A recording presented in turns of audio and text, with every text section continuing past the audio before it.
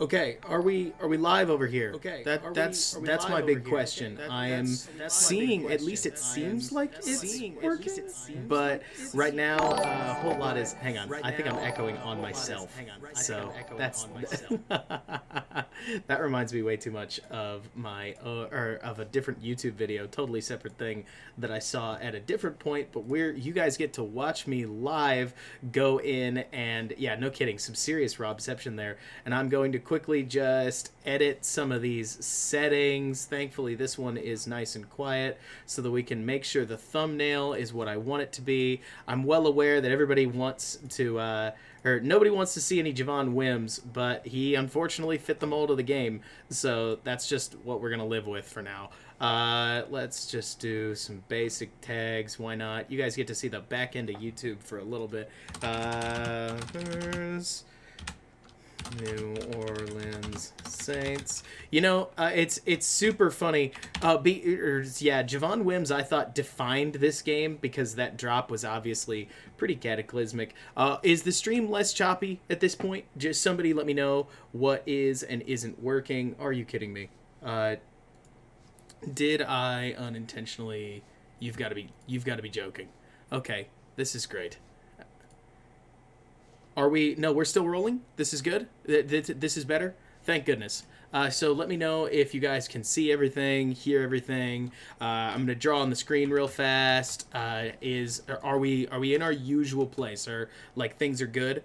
Thank heavens, Elon. I was like, I hope I didn't, but so perfect. Well, in that case, I'll start back at the top. Was the audio choppy too? Like, somebody just quickly let me know. But that's exactly my question, Tyler. Like, where were we? How can we reset? Thank you guys so much. The season's over, which is big sad. Okay, perfect. I'll just reset then.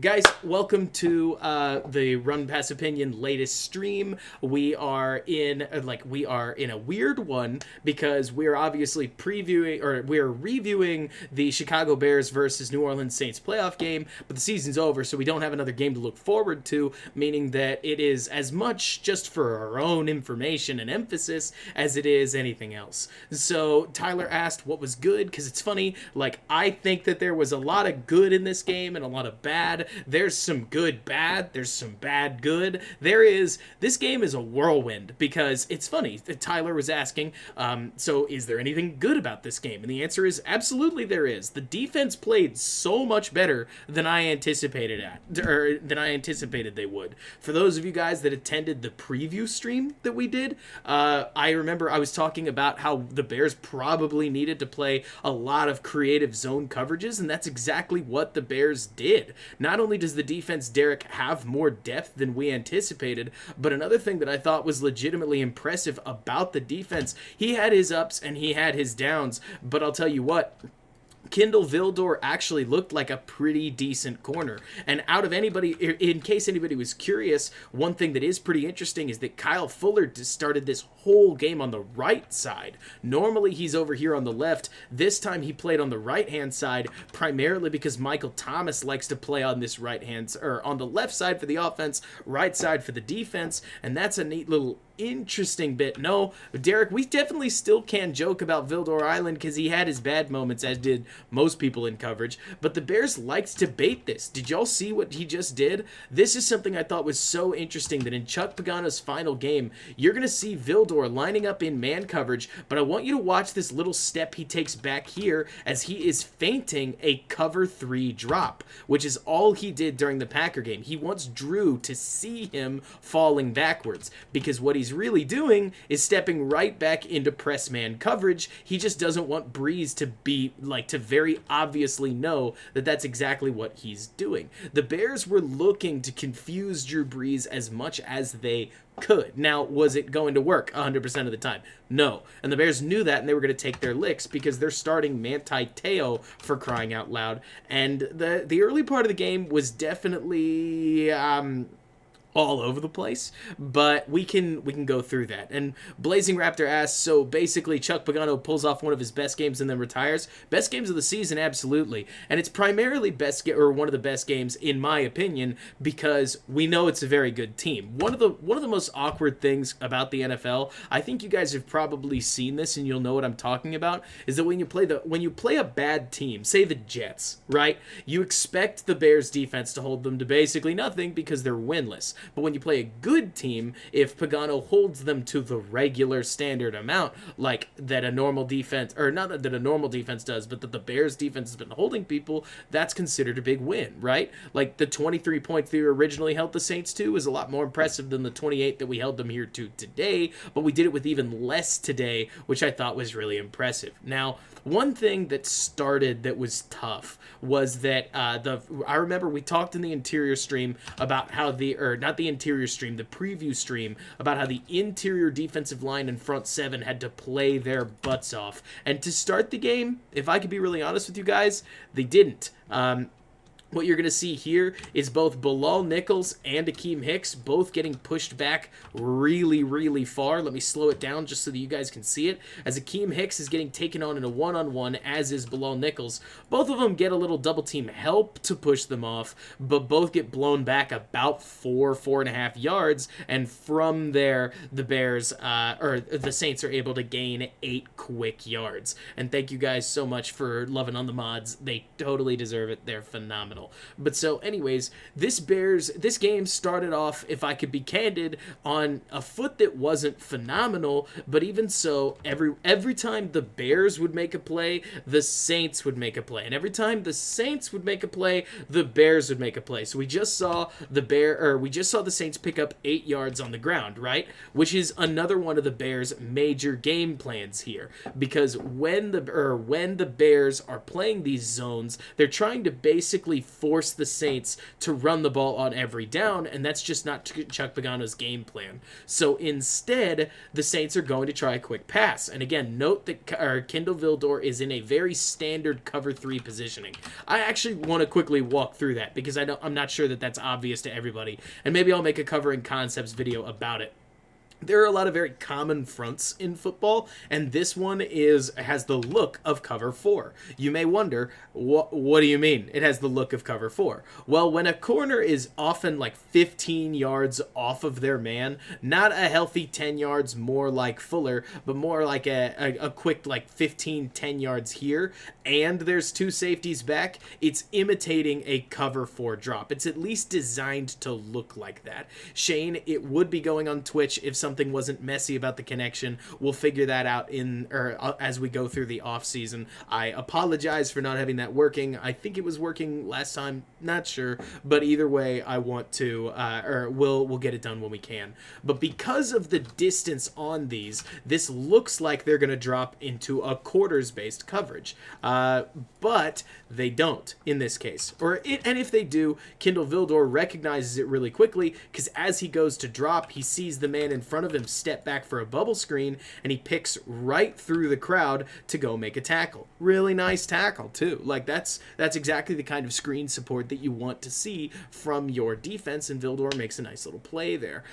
Kudos to him for it, by the way. But so from there, the Bears, again, like somebody said it in the comments, punch, counter punch, and they did. Then from there, it's 3rd and 1, and the Bears did a really good job of forcing those 3rd and 1s. Case, I saw, you talked about Vildor, looking really good. I thought Vildor did. He had his rookie mistakes. I'd love to see some things cleaned up, but I'm not complaining when a rookie in the 5th round is pressed into duty like he was, and I definitely expect him to play a lot worse if I could be candid with you. But so from here, you can see that the Bears defensive front is just not balling yet, to say the least. Like Bilal Nichols in this case is going to get handled by a really strong single block by Armstead, and Armstead's a great player. In fact, it's actually a double block. But even so, on this 3rd and 1, he's the guy along with John Jenkins that needs to make a play, and neither of them do. Again, just that a demerit on them. It's not that we need to make something really clear. Just because somebody messes something up doesn't mean that didn't need to, or that it's a huge mistake, because sometimes the person across from them is really, really good at what they do, but even so, it's the reason that the Saints are able to convert, because nobody penetrates to blow up that run. And this punch counter punch style was really, or was the name of the game. As soon as the Bears did something, the Saints responded back, and in this case, you see, I think they waved that flag off, but you see, or like the Bears get some pressure up front from Mack as well as others. They force Breeze to roll out, and the Saints only pick up about 4 yards on the play. These two really did go back and forth, and given that the Bears were doing it down a starting linebacker, maybe their defensive MVP in Roquan Smith, and 2 of their starting corners, I would say that that is, at least in my opinion, a very impressive performance. But so, anyways, yeah, and a nice hit by Teo, Joe. There are a couple other plays that I think are frankly better examples of what we're talking about, though, and because one thing that became really important was the ability, it's actually ironically right after the play I just showed you, for the Bears to occasionally get these stops. Stops were key. Stops pushed the Saints out of rhythm, and with the zone coverages that the Bears were employing, became nothing short of huge. And when the interior defensive line did make a play, it cost the Saints a down, and often was the reason that that the Bears were able to get the ball back. This is no exception. Here I want you to watch Mario Edwards, who had himself a really nice game against the Saints and happens to make this play as well. You're going to see him right there. He takes over this interior gap while also maintaining enough position to force Kamara up the middle, and by doing so pushes him straight into Janoris Jenkins, who holds his own weight. I'll show you the play one more time so that you can really see this. Edwards holds this gap really cleanly. Jenkins has not been truly moved, and so with Hicks lunging over like he did and Edwards working his way back inside, which is equally impressive, because it's one thing to hold your own gap and just stay in it, but it's another thing to have such control of your man that you work back across his face and make the hit. Mario Edwards, court case pending, has had himself a nice little season, and the Bears get the stop for 1 yard. This forces a 3rd and 4. The Bears did a really good job of pushing the Saints onto 3rd down, and then they would often, like we saw, I mean, they ended the half only having let up 7 points. They're able to get a little bit of pressure right here, move Drew Brees off his spot, and from there, again, it's Edwards force an incompletion. So take a look right here, and you'll see it. Robert Quinn had a fast game on turf. He's able to draw the attention of these defenders as Edwards works his way back across his man, gets on Drew Brees a little bit. Brees has to pull down the ball, and then rolls right, throws, and that ball is tipped. This was a game where the Bears defense, Akusai, I agree, what is holding? I've stopped asking. But this was a game where the Bears defense put up a serious fight. And when they did get scored on, look, I'm not about to try to tell you that anything was cheap or cheeky. Obviously, Hicks has had a bad habit of jumping off sides here and there, but it's more to say that the Saints the Saints were forced into having very long, drawn-out drives. Occasionally, you'd see them make a play, like right here in the red zone. It's 2nd and 5 off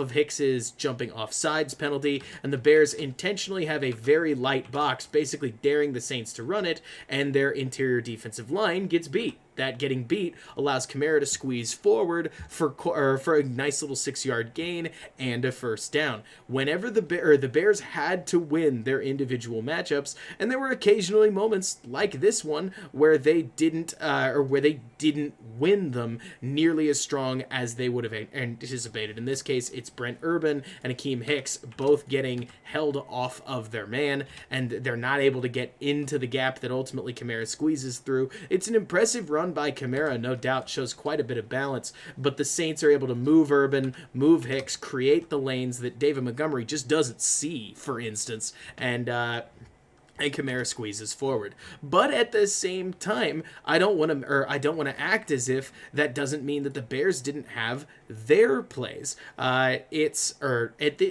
instance, one guy that I thought played especially well, and I talked about this a little bit on Twitter, so if you follow my Twitter feed, you're going to get a repeat here, but Chuck Pagano played a really interesting cover set basically all night long, where, in case you haven't realized it, this is Dion Bush. It's not Eddie Jackson, and it's not Deshaun Gibson. And the reason reason the Bears did that is so that they could put Eddie Jackson and Tashawn Gibson both underneath that free safety. They didn't think Drew Brees was going to throw deep, so instead Gibson and Jackson were playing in that man coverage role that helped the Bears try to lock down a lot more of Drew Brees' options. In this case, watch Tashawn Gibson. You want to know how impactful this change was? Well, people really didn't target Bush until the second half, and in the first half, there's Tashawn Gibson breaking wonderfully on a ball and making a play. I'll wrap it up one more time so that you can see it right here. Gibson is going to, heck, Akusa, I don't know, but Gibson was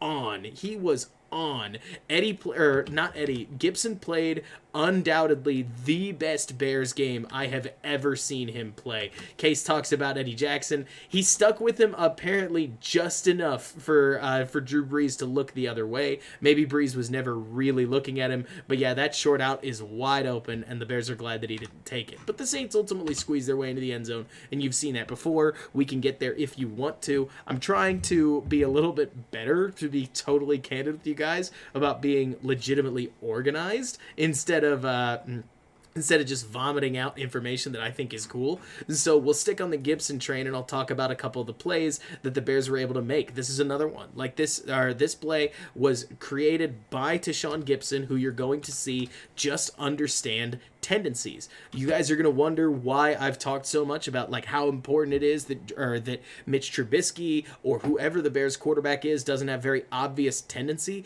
This is exactly why, but I'm going to use Drew Brees as an example. If you guys have been paying attention to the Saints at all, thank you so much, Elon. I need to thank you. That's so kind of you. But so if you want to, see an example, getting back to Brees, if you think about Drew Brees' route tree recently, you're going to think about the fact that Drew Brees has been throwing primarily dig routes. He's been throwing drags, out routes, curls, anything basically that isn't a deep fade, or like the things that he's not throwing are deep fades, deep goes, and deep posts. All this deep stuff and this frankly deep area of the field is not something that Drew Brees has been targeting recently, and Tashawn Gibson is well aware of that. So if you want to, we didn't, Marcos, Drew Brees did in this case. So when Michael Thomas right here breaks, you're going to see Tashawn Gibson's broken right with him,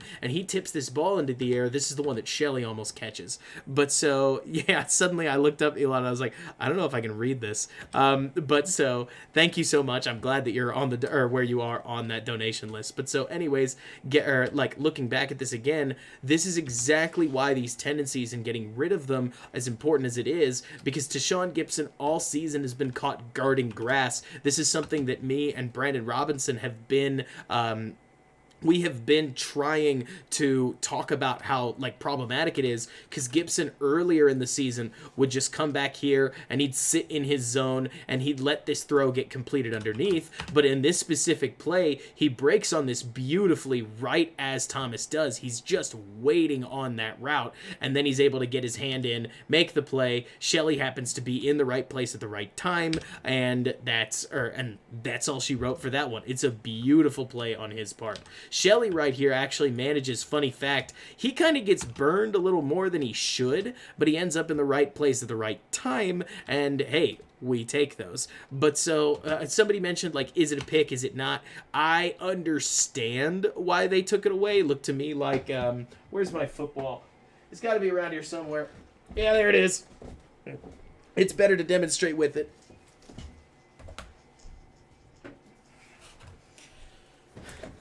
Looked to me, at least, but it looked to me as if when Shelley caught it, he had his hands on it, so to speak, and then he hit the ground and the ball bounced. And because the ball bounced a little bit, because he happened to have his hands right on the underneath part, the officials overturned it, and they said there's no way he could have controlled it. Balls don't bounce like that without the hands coming up if you have complete possession, which is false, because for crying out loud, if you catch the ball and you put it here and then you hit the ground, the only reason it doesn't rocket right up is because you happen to have your hand around it. Maybe we just disagree with what the officials are saying. I understand from a physics perspective why it bounced. I understand or it looked to me like he did have control of it going down, but I'm also biased and I wanted the turnover. Either way, it's a great play by Gibson as the Bears are starting to basically press and constrict the the box on where Drew Brees is and where he's throwing to, and that's exactly why on 3rd and 11, they just run the ball. Like, they really do put Drew Brees in that position where they, like, the Saints offense in total doesn't have a lot of answers in some of these long downs, so they go with what's basically a draw. The Bears are able to make the play from there and turn the ball over, and get the ball back for their offense. This Bears defense was scrapping, and then they hit this series, and this one's one of my favorites. I think it is. We'll go to this one, like, just to be absolutely plain. So the Bears pick up their the Saints are moving the ball, they're picking up first downs, they're using man beaters just like this to try and dice up the Bears defense, because the Bears are basically playing so much zone that they're also mixing in the occasional man play, but they're doing a really good job, they being the Saints in this case, of ensuring that they get the best matchup that they can. I want you to watch right here, for instance, as while the Bears are in a zone formation, Danny Trevathan's the cover linebacker with nobody directly over the tight end Cook, and so that's either going to be Trevathan or it's going to be Jackson. Drew Brees watches this closely, looks straight at Jackson, realizes it's not him. He recognizes the Saints are a good offense too, and anybody with Danny Trevathan on them is going to be probably coming open. So while this isn't the greatest throw in the world, it's not, to be totally candid with you, it's the right read, and that's something the Saints were able to do to continue to work their way down the field. What I'm trying to get at here, if you can't tell, is that the Saints were having to earn every yard, and they're a very good offense. So it wasn't the track meet that Green Bay had. They forced the Saints to earn it every single time. And yes, Case, I do think that if it's Guan, it's probably a lot less open, but the point is that they really made him work for it, and then all of a sudden, I mean, not like out of nowhere, but the Bears just went off. Like, this series might be one of my favorites because they just went crazy. Watch Tashawn Gibson again right here, number 38. He's gonna make yet another play. The Saints see something they like. They go back into the shotgun, take the snap right here. Keep your eyes once again on Gibson, as he is going to just come right up on Michael Thomas and make it. This is his third pass breakup of the game, of the half, for crying out loud. Again, just slowing it down. You've got Gibson closing on Thomas immediately, because the Bears have sussed out exactly the kinds of routes that Drew Brees wants to run. He's able to recognize that this in route is exactly what Brees wants. He has no vertical threat at this point in his game, breaks instantly on it, and knocks the ball right out of Thomas's hands. I mean, this is just nothing short of beautiful, beautiful safety play. So from there, it's 2nd and 10, and then what happens here? Yeah, I do too, Case. After, the 2013 fiasco with Green Bay, I'll take it every time they jump on it. Here, the Saints try to sneak the ball to the running back, but it's nobody other than Khalil Mack, who reads this perfectly, turns the run back inside, and creates a loss of 2. So I'll show you guys this from the tight angle, the end zone angle. I want you to watch Khalil Mack. When I watched this both on the broadcast and on the All-22, I also looked back at Kamara thinking that this was 100% a fake, but Mack doesn't bite it. He does exactly what he needs to, stays patient, turns the run back in, and Mario Edwards works over to make the play. Now it's 3rd and 12. And from here, if you remember, the defense is just going off. At this point, Robert Quinn comes through, makes a wonderful pressure on a stunt, almost gets himself a sack, but instead forces an incomplete pass. Bears move on. They get that 1, 2, 3 stop, 3 stops against, again, a very, very good Saints offense. I'll keep saying it because it's true. They just made mincemeat of Carolina, and they destroyed the Vikings. This is a really good offense, and the Bears at this point have them down to just 7 points. it's the kind of thing that I look at and I say to myself, it's a real shame the offense wasn't able to do more than they were, because the Bears defense was doing exactly what they needed to, frankly, almost more than I ever would have expected them to do. And like, you take a look here, you come right back to the next series. Take a look at Mack and Hicks. They're just going to war against this run play, able to stuff this for a very short gain of about 3, which again, like this, or I would say that every time the Bears were able to keep a run to 4 yards or less, or 4 yards or less, was a win for them, because again, it pushes the Saints into like a 2nd and 6 territory where one mistake ultimately one mistake was bound to get the ball turned over. But then one thing, again, going back to what Pagano was doing really, really well, was that he was basically daring Drew Brees to throw deep in no uncertain terms. I want you to watch Alvin Kamara here, because he's actually about to get wide open, and then we'll go over exactly why he doesn't get the ball, even though if you take a look here, with Eddie Jackson's hips turned inside, Alvin Kamara is headed into space 1,000% open, and all he needs is a throw from Drew Brees, putting the ball there-ish, terribly drawn, by the way, not an artist, if you can't tell, and Alvin's gone, and it's 6 immediately. But the Bears were the Bears were more than willing to take that. Like, Chuck Pagano was well aware Drew Brees didn't want to throw these, so instead, if you take a look at the rest of the field, he's got a guy in deep out coverage, he's got a guy covering the dig route over the middle, 2 people bracketing it, actually, 2 Bears bracketing the short check down route, and 2 Bears bracketing the other short check down route. And if Drew Brees throws it, so be it, but we're going to commit an extra guy to exactly where he should be. Jackson's not messing up, he's also reading the play and going from there.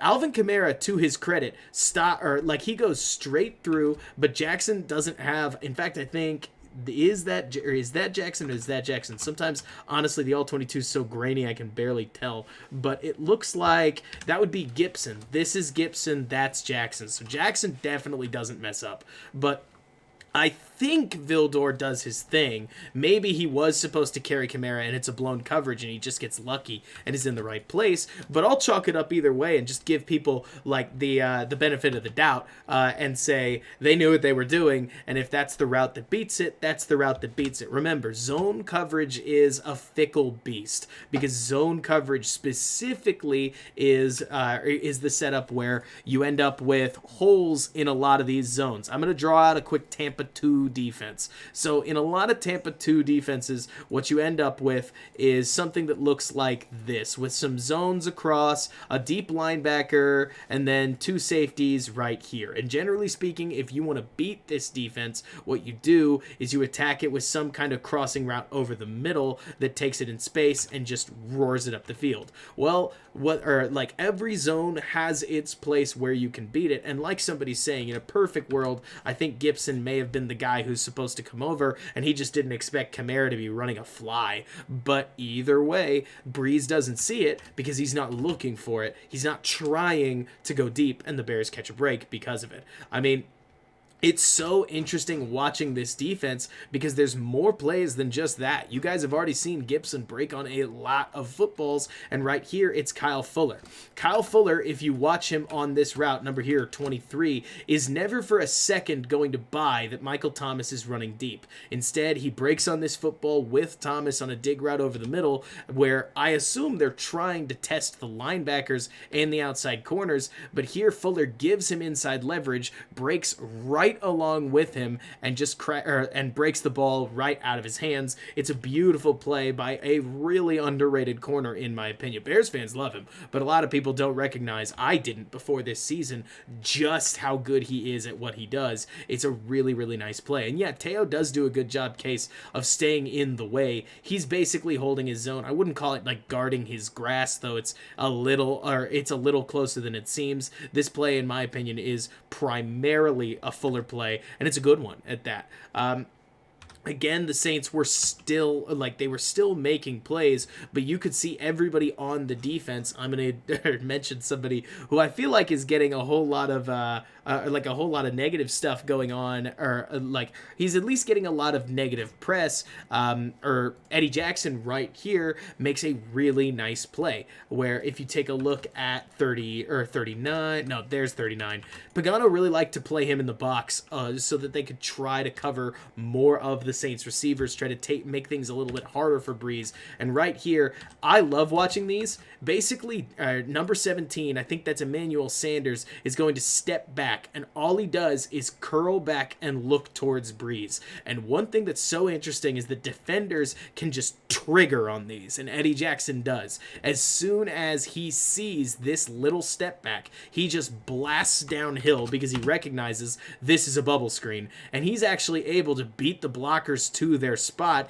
and just go clean up this play almost immediately. I mean, seriously, Case, this was an under-talented defense compared to the offense that they were facing, and they were holding them well under what I would say that I would expect of the Saints. This is a really, really good game on Pagano's part. And Pedro, we do put Danny, or I would say that we don't, Marcos, you'd say that they're not under-talented, but without Jalen Johnson, without Roquan Smith, and without a starting nickelback, because I think that Duke Shelley is, I would say that they definitely have holes in their defense, and that's where I'm coming from, the under-talented part. Not saying that Mack and Hicks are not talented, more saying that they've got a few too many holes in their defense, and one of them was Dion Bush. Dion Bush did not have himself a fabulous game, and if you watch him right here, number 26, this was one of the only moments where a Bear got truly in the first half caught out in no man's land, where you're going to see him overplay his man right there, suddenly realizes, oh shoot, I've been beat, and his guy runs forward for a 24-yard gain.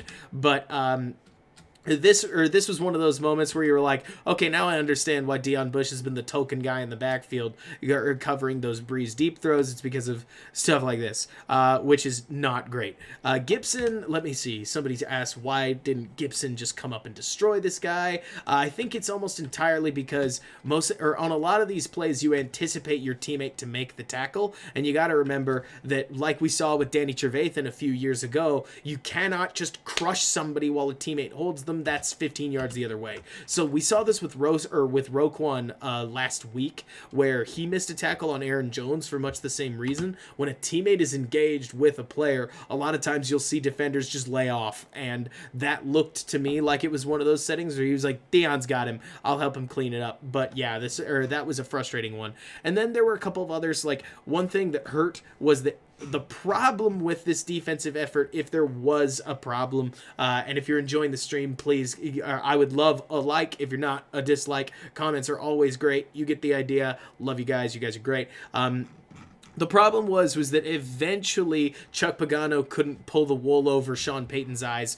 forever. And as the Saints came out in the second half, they came out with a clear decision that they were going to attack the Bears' backups and they were going to throw deep. This is a situation where oh gosh, let me go ahead and pull it back. Try to get control of my words. Take a look at Michael Thomas and Kyle Fuller here. To this point, Kyle Fuller has been blanketing Michael Thomas, primarily because Michael Thomas has been running a bunch of very predictable routes, to be totally candid. But here, Thomas takes Fuller deep, and he roasts him. Like, there's no chance for Fuller on this play, and part of that's because of the way he was playing him, but part of that is because of the fact that Michael Thomas just decided to go deep on a Bears defense that wasn't anticipating where he was going. But yeah, it was interesting.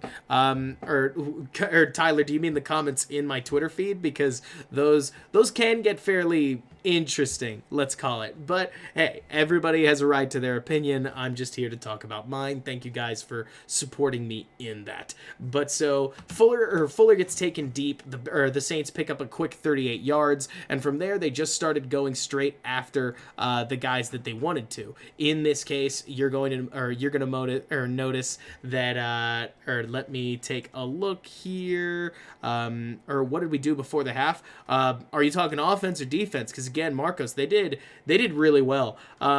So what you started to see was that Breeze and the Saints, by the way, they went after Teo a little more. They specifically said, they've got a practice squatter playing. Why are we not going after this guy? And so given that the Bears were dropping into almost exclusively zones for Teo, they just started sending Kamara out on these little 7-yard flares, and obviously 7 yards, or all you need is 2 of those plays to go well, and you're going to get home. Not to mention the Bears front 4 kind of struggled to create pressure, which we knew they would. This is a very good Saints team, but even so, when they did get pressured, Drew Brees was able to make plays within it.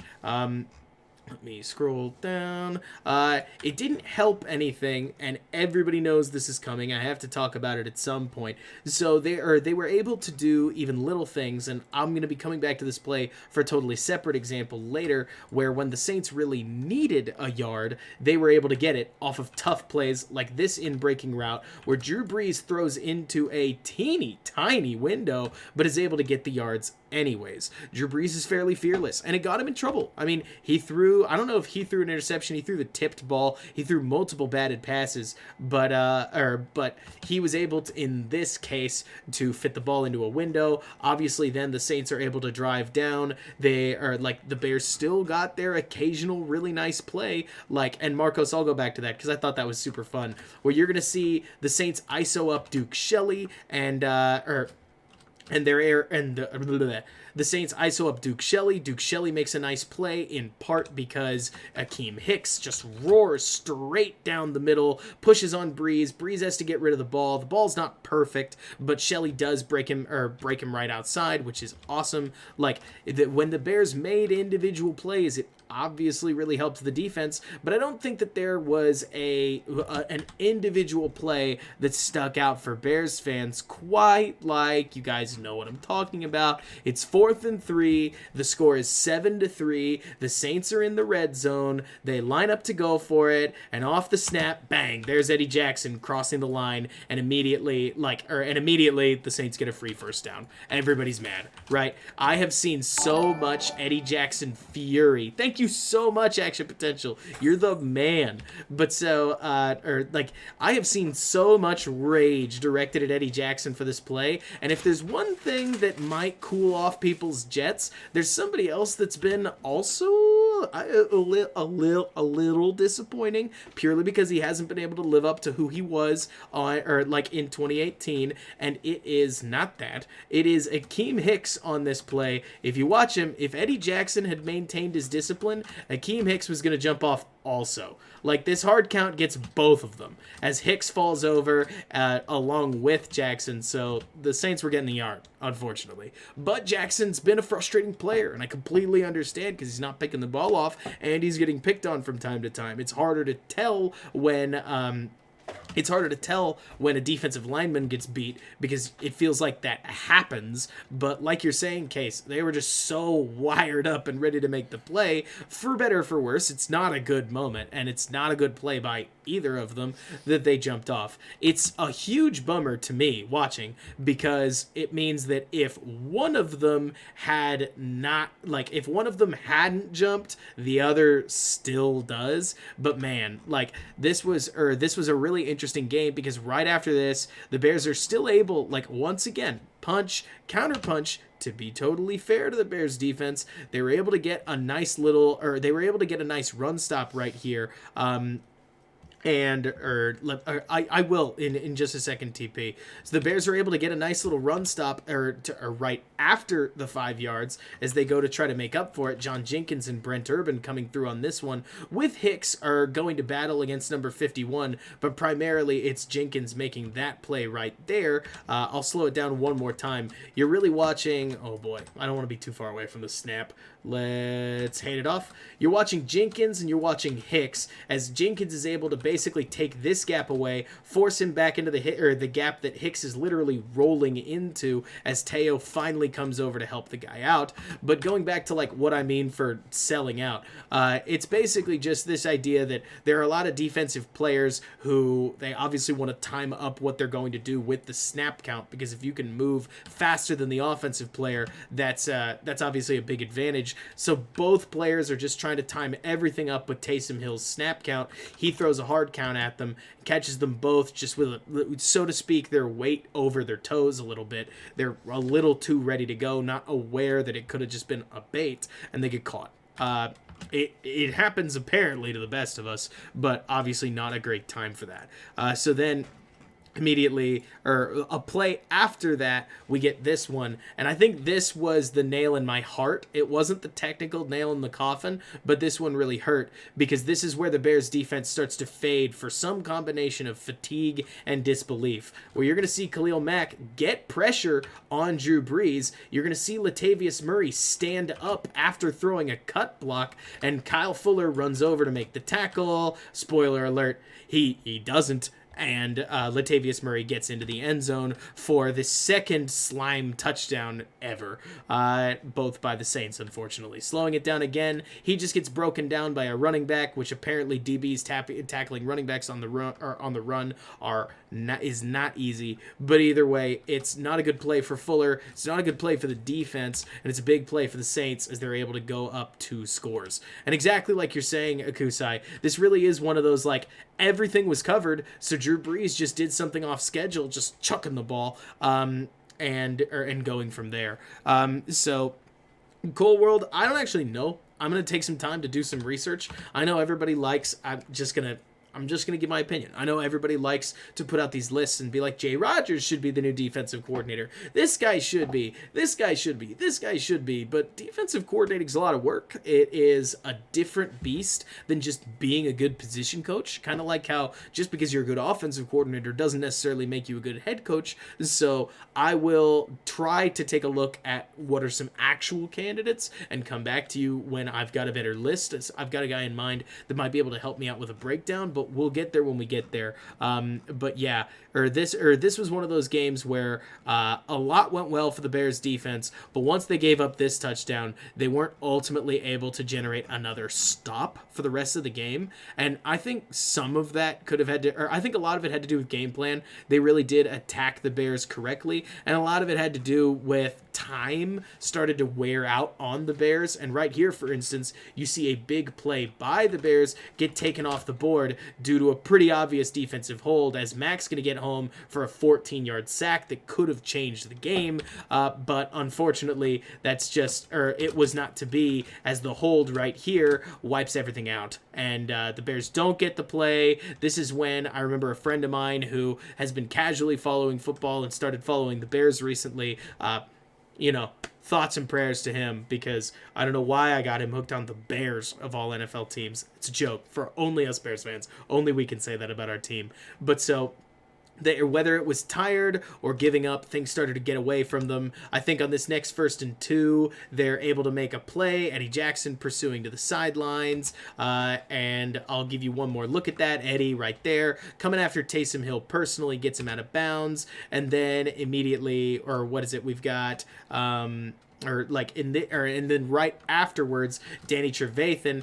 gets called for a defensive pass interference, which I think it was, but I'm a little sad about it. It looked to me like they were both engaged with each other, and I thought Danny defended him fairly well, but apparently he face guarded a little too much. The Saints, for once, get the flag in the playoffs off the jump pass in this case. Yeah, exactly, John. His head was turned back, you mean turned back towards the ball? Let me just make sure one more time. I don't think it was, but if it was more of like a token turnaround. He turns back a little bit late, but then he turns back so he looks at the ball, then turns back, and so on and so forth. Either way, the Bears defense, in my opinion, if I was going to grade them, I'd give them a solid A-.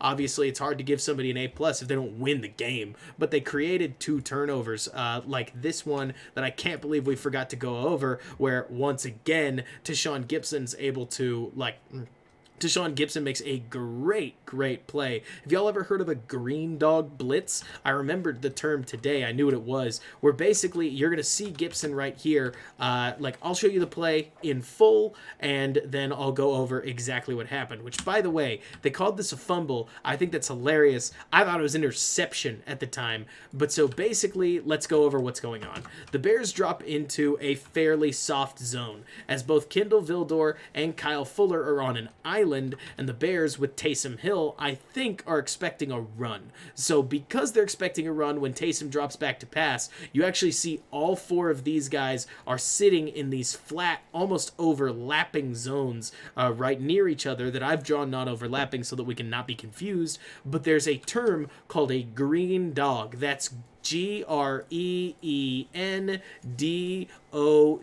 green dog blitz. And what that means is when Gibson right here, and Trevathan does this too, but Gibson's our big example, when he sees that his man assignment, which I would assume would be this tight end, is staying back in protection, he's going to call his own number and blitz. So as soon as he goes, this is a call your own number blitz, basically, where Trevathan does the same thing. It's effectively saying, nobody's coming to me, so I'm going to go to them. Gibson gets home on the stepping up Taysom Hill, who, to be totally fair, is targeting somebody who's going to come about as wide open as he can. Both corners get beat pretty badly on this, to be completely honest with you, but he takes just that little bit too long. Ball goes straight in the air. Good for John Jenkins to recognize where it is.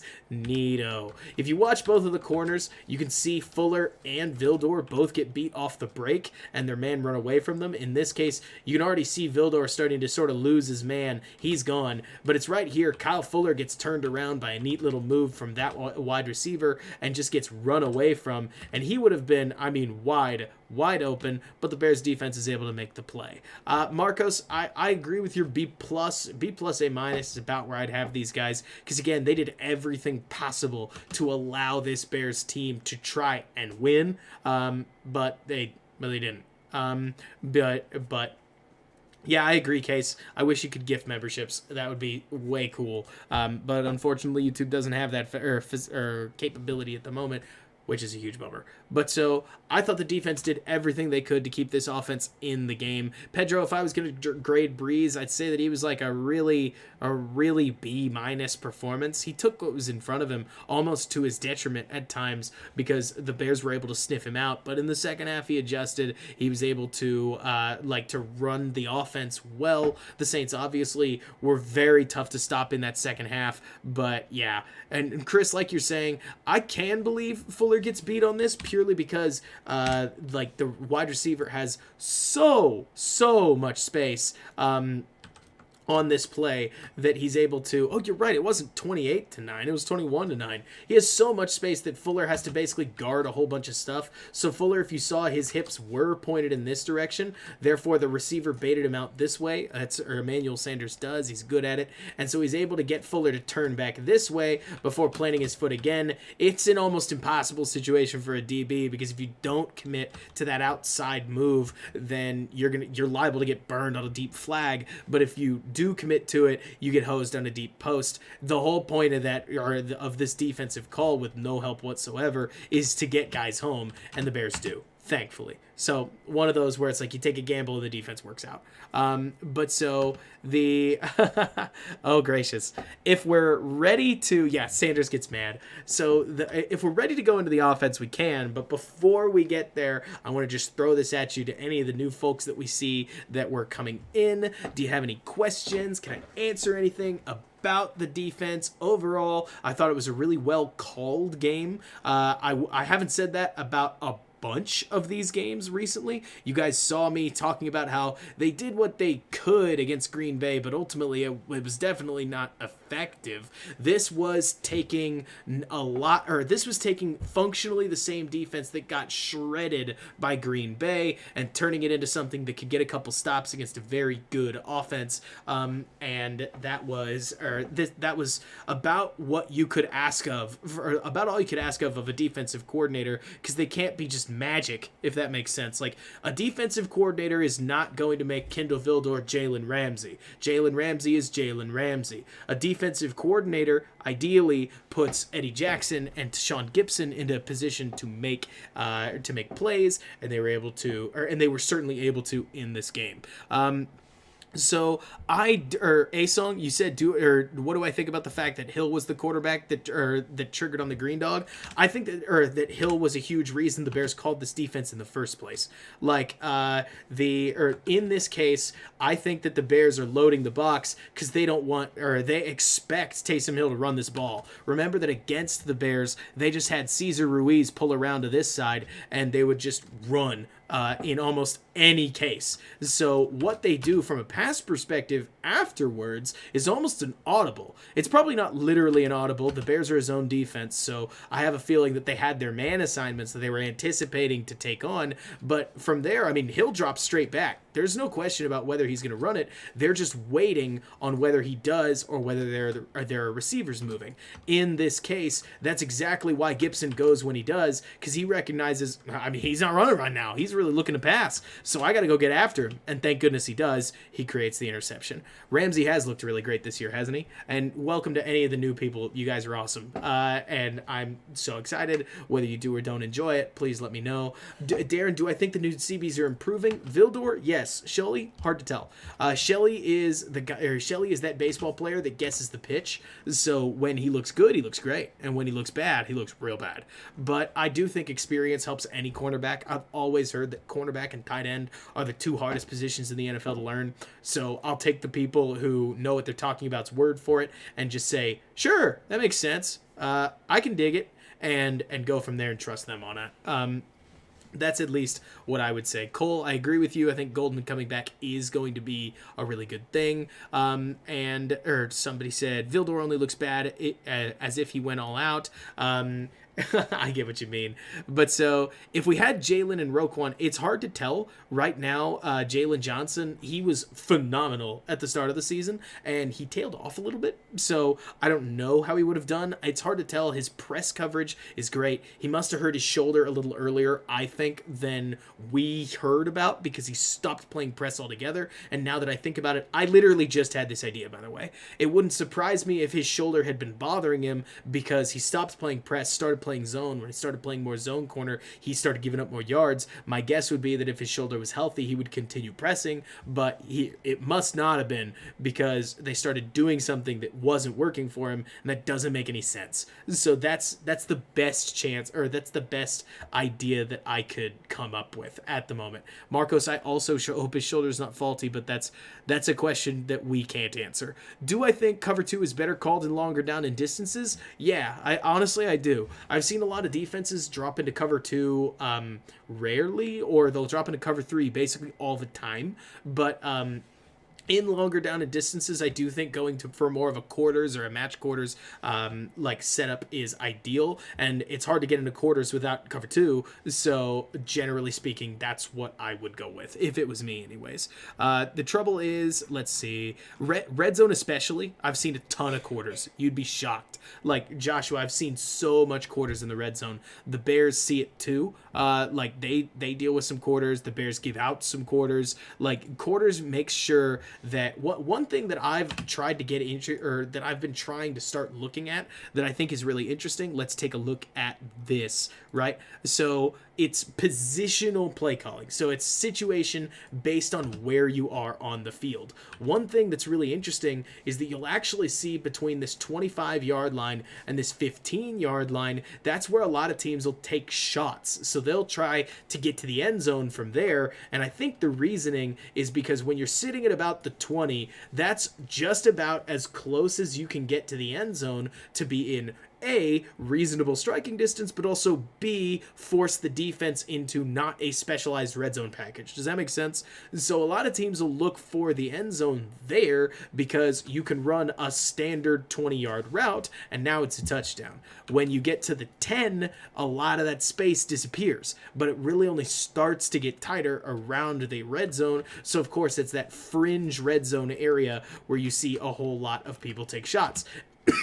And because of that, apologies, you can see right here that the Bears are facing quarters coverage. And it's because, that's because you've got this zone, this guy's in a pattern match, he's clearly dropping back, You're just trying to take away that shot and force them to the 10, because what are you really giving up? At this point, Elon, I'm not allowed to breathe. I've got to give more football content. It's got to be as quick as possible.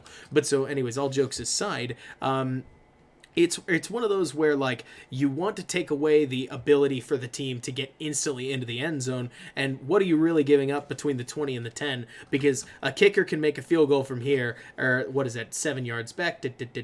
A kicker's making this, and a kicker's making this all the same. So what's the difference? And teams are willing to give up that 20 to 10 region a little bit differently than they would if they were somewhere else. Any other questions about the defense before we get on to the sad part? Aaron, I completely hear you about missing Leonard Floyd. Leonard's a really good football player, and especially on turf, he's balling out in Brandon Staley's scheme, and credit to him. He's playing really well.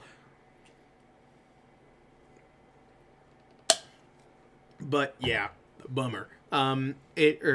So on this play specifically, they do run the ball, I think. But so if we're going to get into offense, I need to make something astoundingly clear. Okay, this was a team loss, and we have to start at the top and unfortunately go chronologically. There's just not a lot of other options, because you have to tell the story when it talks about when you talk about this offense. You have to talk about it almost sequencing the play calls so that you guys can see what Nagy was seeing, and you make the call on whether he made the right call, because I'll leave it to you and I'll give you my thoughts at the end. But it doesn't make sense to hop around the way that we did with the defense, because the defense had a plan that they were trying to stop the offense with, but defense is always a little on the reactive side.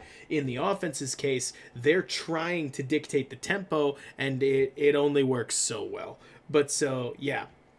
Go ahead and get ready. It is about to get a little sad. But so, it's funny, Marcos. You say that the Saints' plan was to stop the run. I would disagree. But so, yeah, exactly, John. Let's go through it. We're going to go. The Bears start with a quick little screen that you're going to see right here. They get Anthony Miller moving on what is normally the token motion. Remember that normally you're going to see a lot of offense in the NFL. They run a whole lot of random motion that doesn't actually mean anything. So every once in a while you want to throw a play out like this that actually uses the motion, man. Just like the Saints did that Khalil Mack cleaned up. They don't always work. Not all play calls do. But the Bears get the ball right here, and from there, they're clearly trying to start the game with a little bit of a surprise that's also a nice, easy rhythm pass for Trubisky, but they're only able to get about 2 yards, because if you watch Allen Robinson, if there's one thing Robinson's really not that phenomenal at, it's blocking. Exactly. You got to give the bait on tape case, and then occasionally you got to throw the ball to him so that they can care. It lets the rest of the motions matter. But Robinson can't get much on his man. I think that's Chauncey Gardner-Johnson, who ends up able to push Anthony Miller out of bounds at about the 2-yard line. So not much of a gain.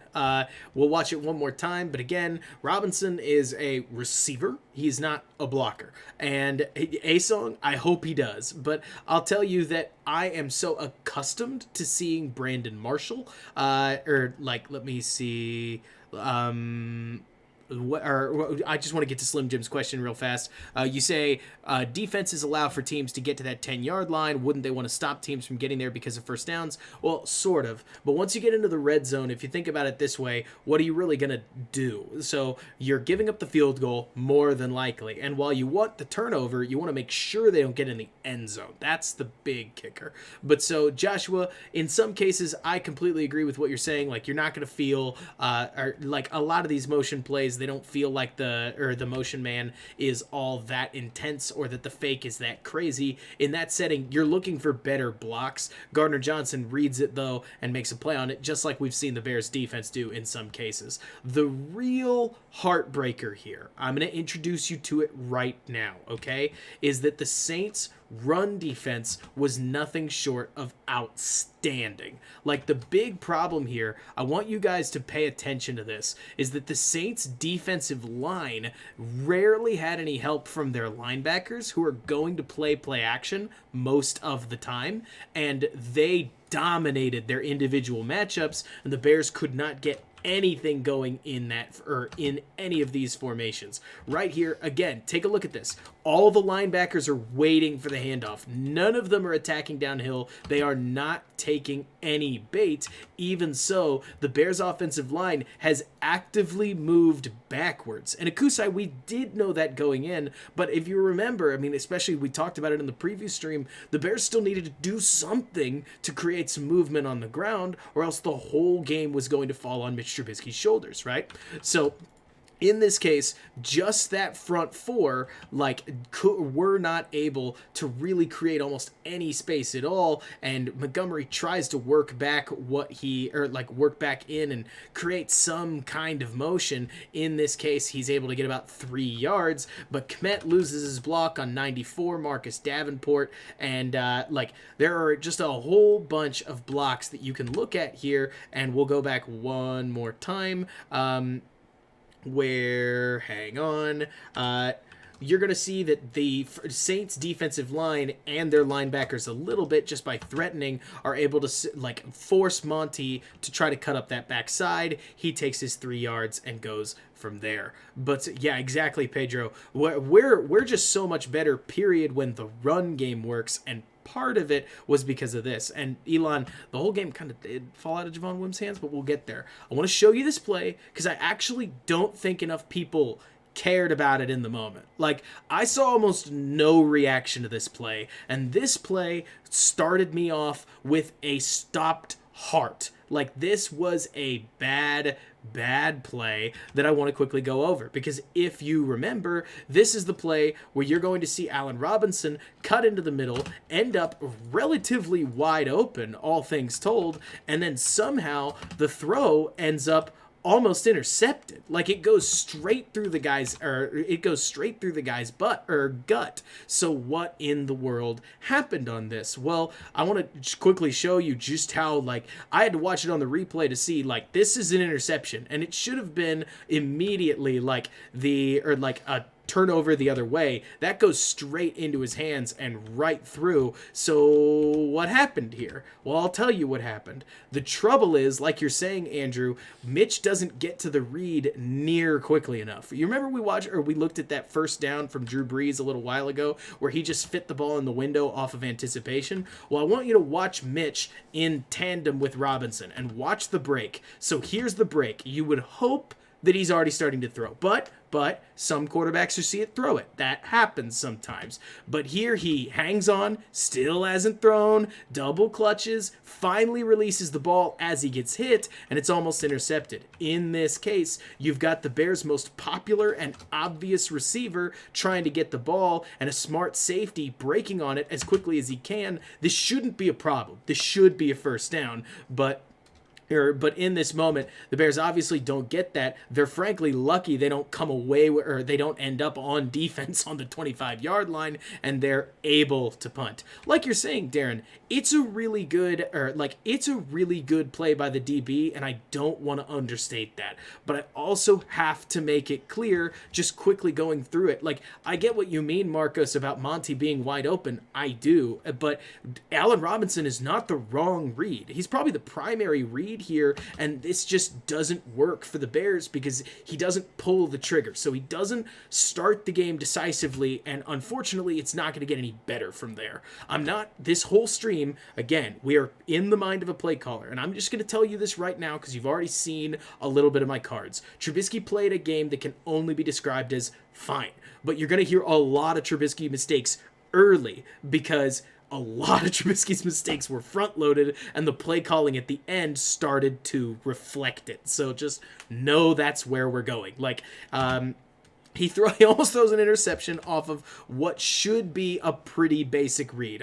I'm going to throw it out one more time. You've got a route in Wims that's just trying to draw the linebacker. The linebacker is drawn, so at this point, the window is open. He's got his arm cocked back, but as long as he just steps into this throw and guns it down, this is fine. Case said it. You can throw this ball nice and low. It's a quick completion. Nice first down. The Bears are rolling. Time to go respond. See if we can't take the lead. But instead he double clutches. He releases the ball a little late, takes a hit for his trouble, and the Bears are lucky to punt. But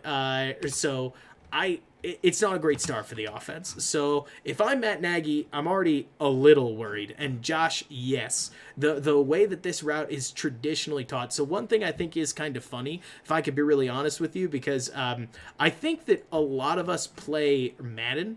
I know I do, or at least have recently. We'll talk about that a little bit more at the end of the stream.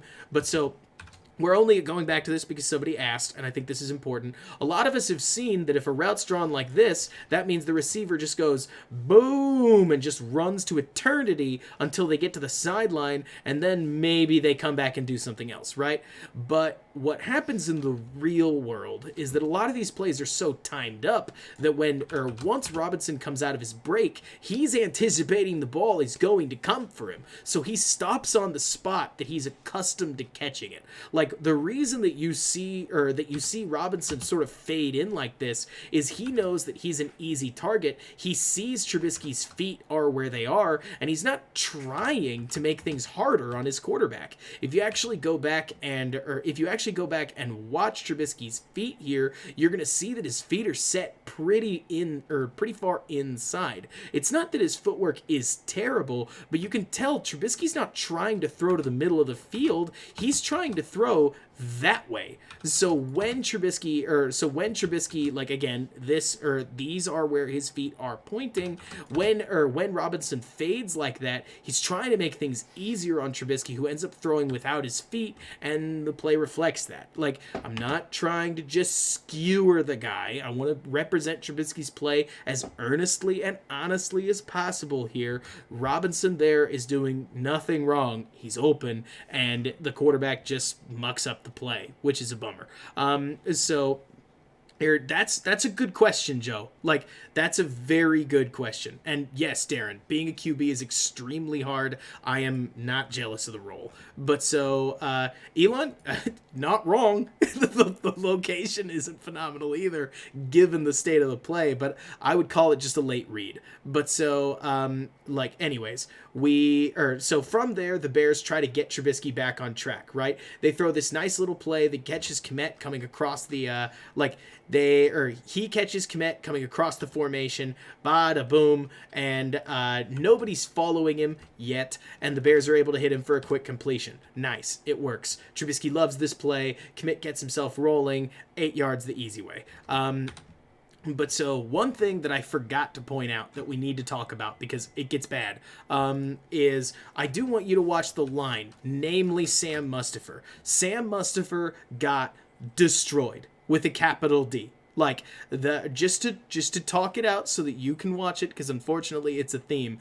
This was a game where Sam Mustipher looked like this probably isn't a good play for it. In this case, it actually looks like it's Cody Whitehair that gets rocked. But so Sam Mustipher and a lot of the Bears defensive line or Bears offensive line had one of their worst days in pass protection because they got caught by a really good defensive line that just made it clear exactly who they are. And again, I'm not saying any of this because I hate the Bears.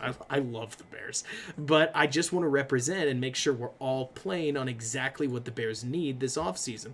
From there, the Bears tried to get their run game going again, and I want you to notice that and Pedro, I think we didn't shift left purely because Trubisky thought he could get the ball out on time, and then he double clutched it and got hit with it.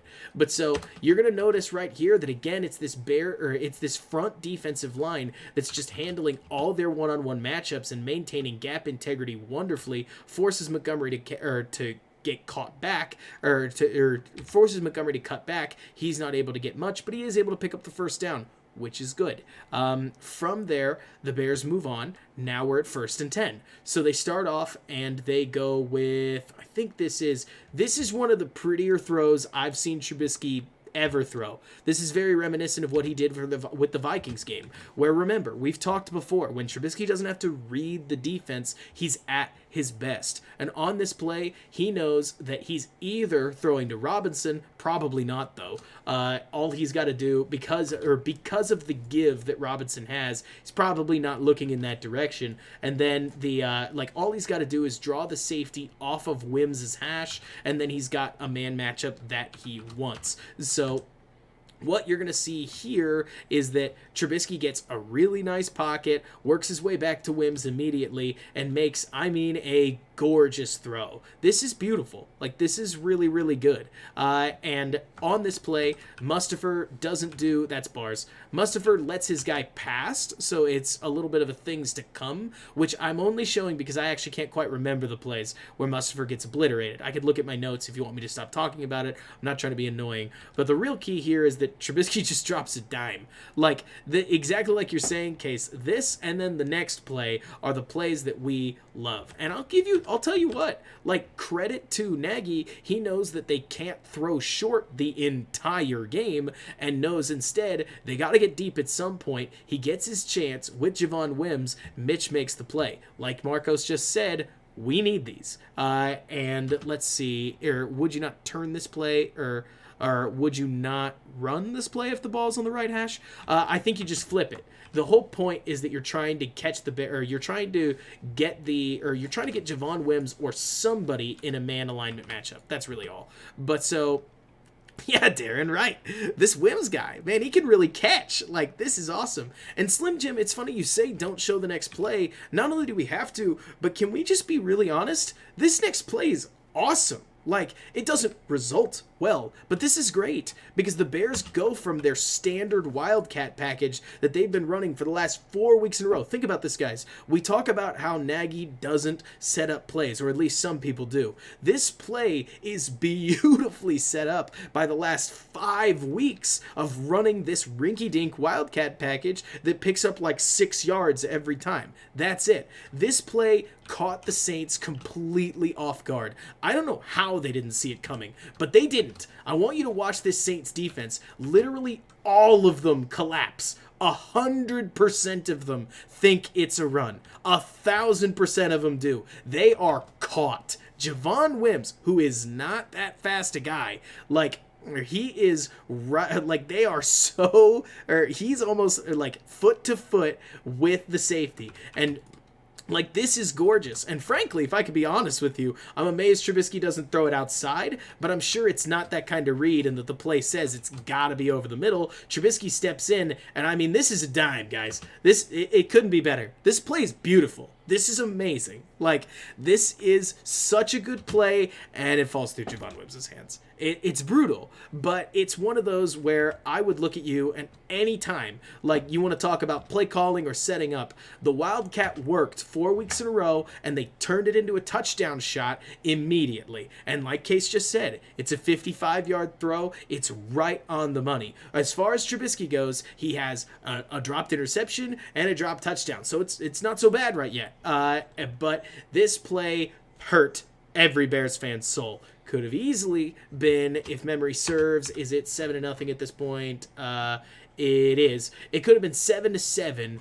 off of 2 throws, but instead, it's not. It's second down. Now, maybe, just maybe, or maybe just maybe, the Bears could, they could have come back from this, but they don't. You know, it's funny, Joe. I refuse to believe that the Bears lost on this play. They had their opportunity to come back from it. And Joe, like you're talking about, this took the wind out of the sails. But I quickly want to go over something. We'll get right back to this because I think that this play is important. But it's not as if Aaron Rodgers hasn't dealt with his fair share of touchdown drops. I mean, let me see if I can find it quickly because I can't can't quite remember which quarter it was in, but just this last week, Aaron Rodgers had a touchdown that got dropped right here, 1st and 10, with Scantling. I knew it was Scantling, but I had to find the play where, gracious alive, this is why I can't stand, by the way, the Bears All-22 cameras. The depth perception's so weird because it's not very high up, but a lot of good offenses, they still have these plays too, with Scantling wide open, ball falls through his hands that easily could have been a touchdown, and Akusai kind of said it. The issue is, obviously, Mitch isn't Aaron Rodgers, but I just wanted to say that, or to make it plain, that the game wasn't and can't be over. Like, for play caller, for quarterback, the play can't be over at that point. But we move on. So, 2nd and 10, right? The Bears go with a quick run where they pull in Kmet right here, and the Bears line doesn't get jack. They don't get anything. In case they are, you ask why Miller wasn't going deep, I'll cover that real fast. There's a reason. The Bears have been using Javon Wims all season long as a blocker.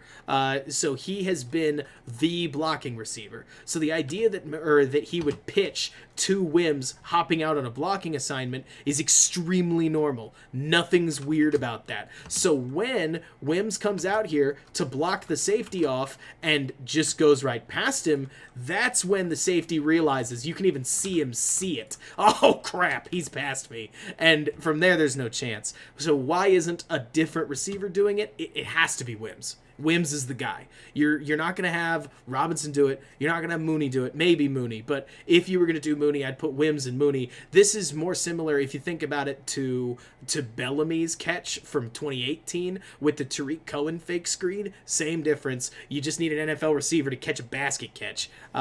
It's beautiful. Like, it's a beautiful play. It's a beautiful throw. This is exactly the play that you want. And if you're looking for any positivity about Matt Nagy, because he's our coach for next year, it's stuff like that. Which you may say, it's a trick play, but it's a play that gets set up like really, really well by quality offense, as like strange as it is. But so then the Bears try to come back. They try to use the run game to see if they can like just try to grind out some yards. 2nd and 10 is a weirdly common down to run it on, but more importantly, the Bears are trying to do, or the Bears are trying to deal with, or the Bears are trying to make sure that they use balance, and instead you're going to see Sam Mustipher immediately loses his block on Montgomery. 90 rolls straight on through and makes the play. Again, we'll just quickly do this. Yeah, Akusai, I think it's because they don't want to go pass.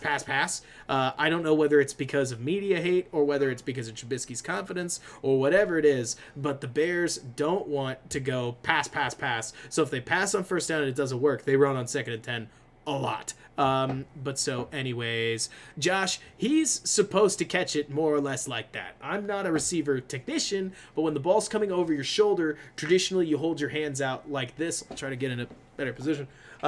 So you're looking over your shoulder, you hold your hands out, and you let it hit him like that. You try to create a surface area for the catch, let the diamond go through your hand, and close on it. That's roughly what you're trying to do. You're not trying to catch it with your body. You don't want to catch it with your ankles or like your wrists if you can avoid it, because the ball can hit it and bounce. But you want to catch it with your hands and close it to the body, generally speaking. Those are very layman's terms, but that's the rough idea about how you do that. But so the Bears don't get anything on 2nd and 10. Now they are. I'm too small, Tom. I'm only like 5'6", unfortunately, and I'm not as fast as I used to be either. So my 200 pounds doesn't help out because I'm a weird stocky breed of 5'6". But anyways, so yeah, a song you don't. So at this point, I know you were, but I just like talking about it. I think it's funny that there's like this tiny little football analyst on the internet. So from there, the Bears go with a quick they go with a 3rd and 10 that's literally just designed to get some yards back. I love this play. It's a very easy one to run, and I want you to notice all the attention that Robinson's going to get. Yeah, Elon, I am. It's a little weird, but I've always been this way. I was 180 even when I was like mega fit, or at 5'6", just very stocky person. But so anyways, watch all the attention that Robinson gets here, where you're going to see two guys drift over in his direction. One of them, I guess, actually because he's defending there, but somebody making sure to cover Robinson, because at this point, like, Robinson is known for being the go-to on plays like this. So when that linebacker turns to go get Robinson, Mitch knows to quickly throw to Kmet. It's nice, it's easy, it's yardage. And if you watch this play, you'll take a look right here. Ball snaps to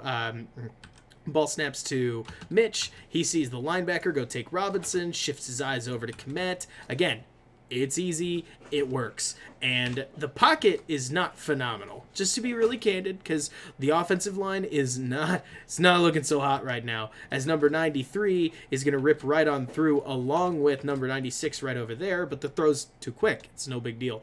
But so at this point, it's 4th and 4. Let's see. How hot dang it, Kusai. That is light. But anyways, getting back to it. At this point, what would you do? It's 4th and 4 at the 34. You can attempt the 57-yard field goal if you'd like to. The Bears decide to go for it. And I have some bad news, because this is another moment where I have to talk about Trubisky. So, it's not what you think it is, actually, because what a lot of people have talked about is that for some reason people want to look at Mitch Trubisky running the ball and say he should have thrown himself forward, dived for it, and so on and so forth. Andrew, you are riding the stream for me.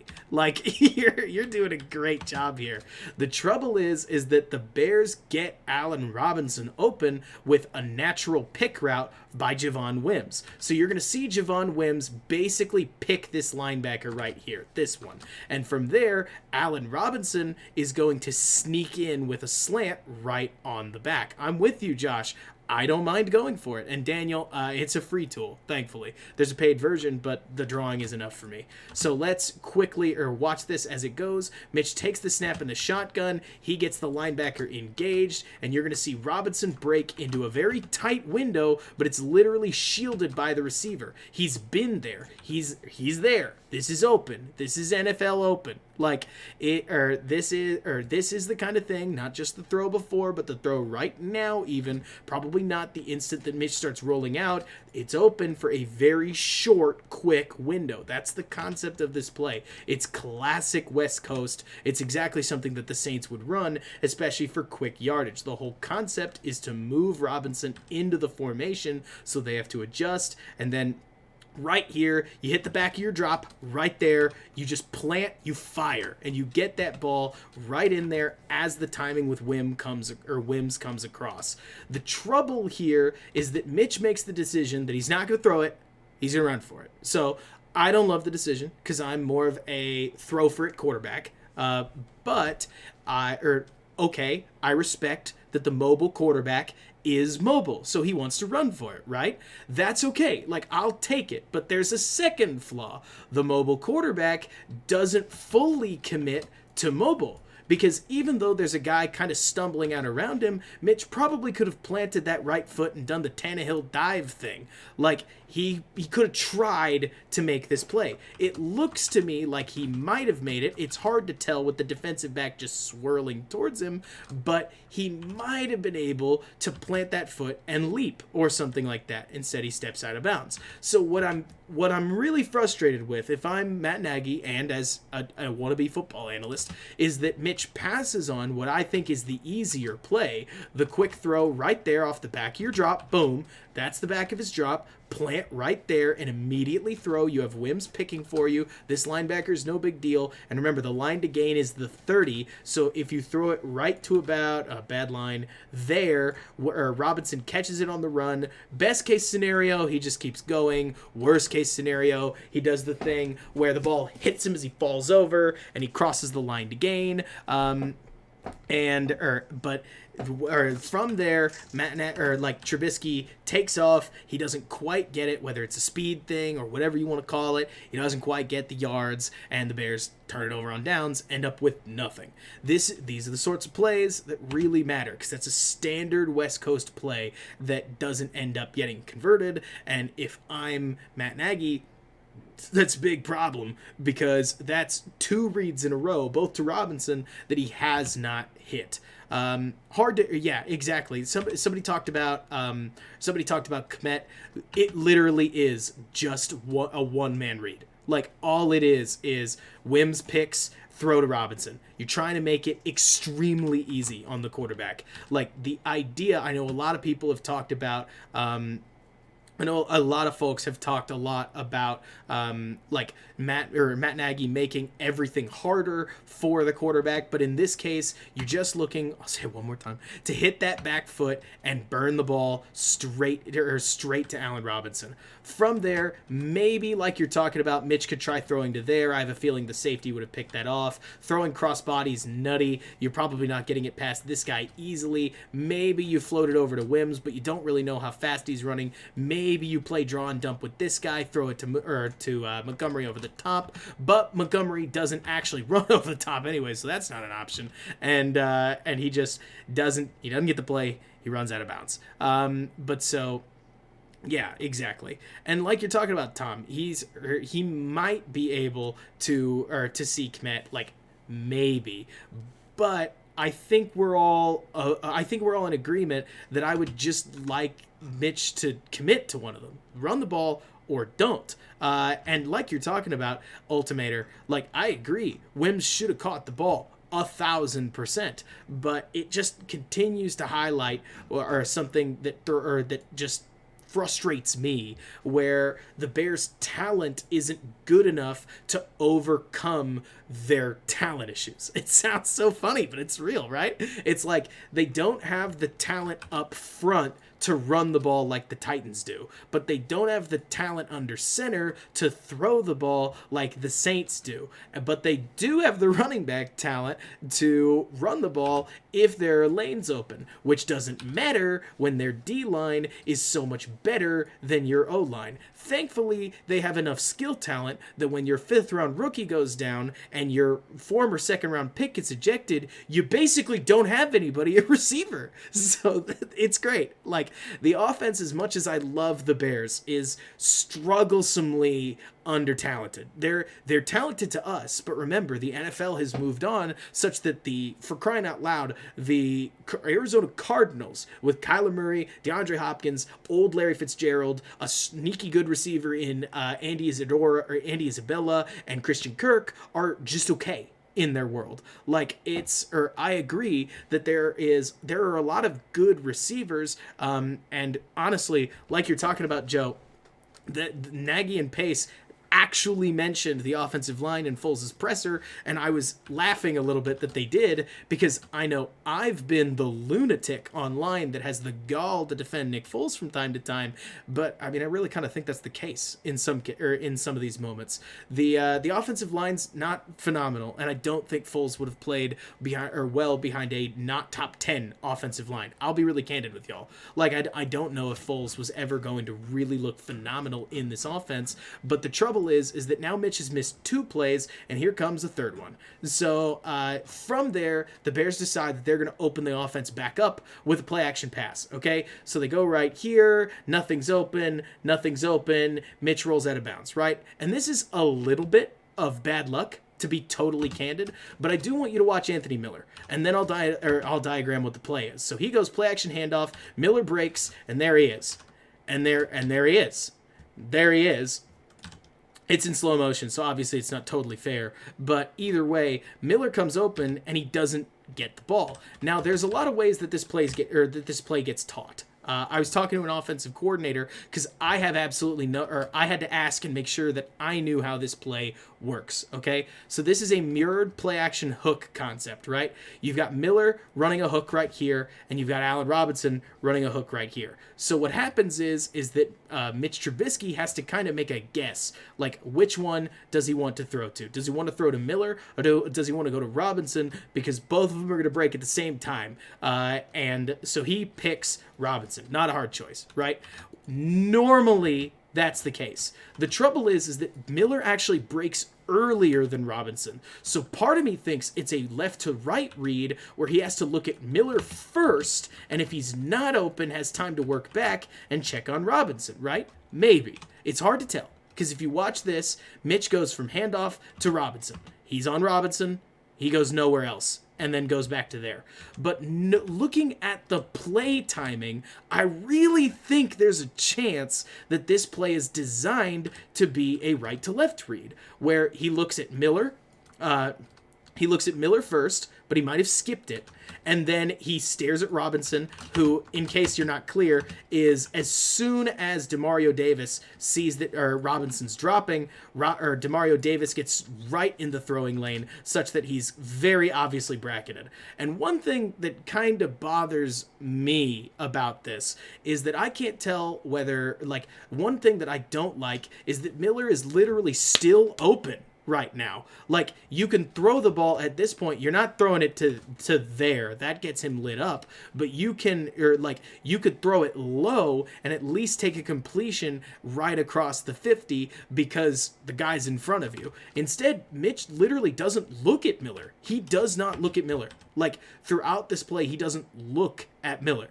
And I'm not 100% sure why. One thing that is harsh about this is, so I talked about how Mitch kind of has to guess. Well, if you take a look, the post-snap motion of the defense, Mitch has his back turned. This is the one complication of, like, play action passing, is that your quarterback literally can't watch the defense rotate post-snap.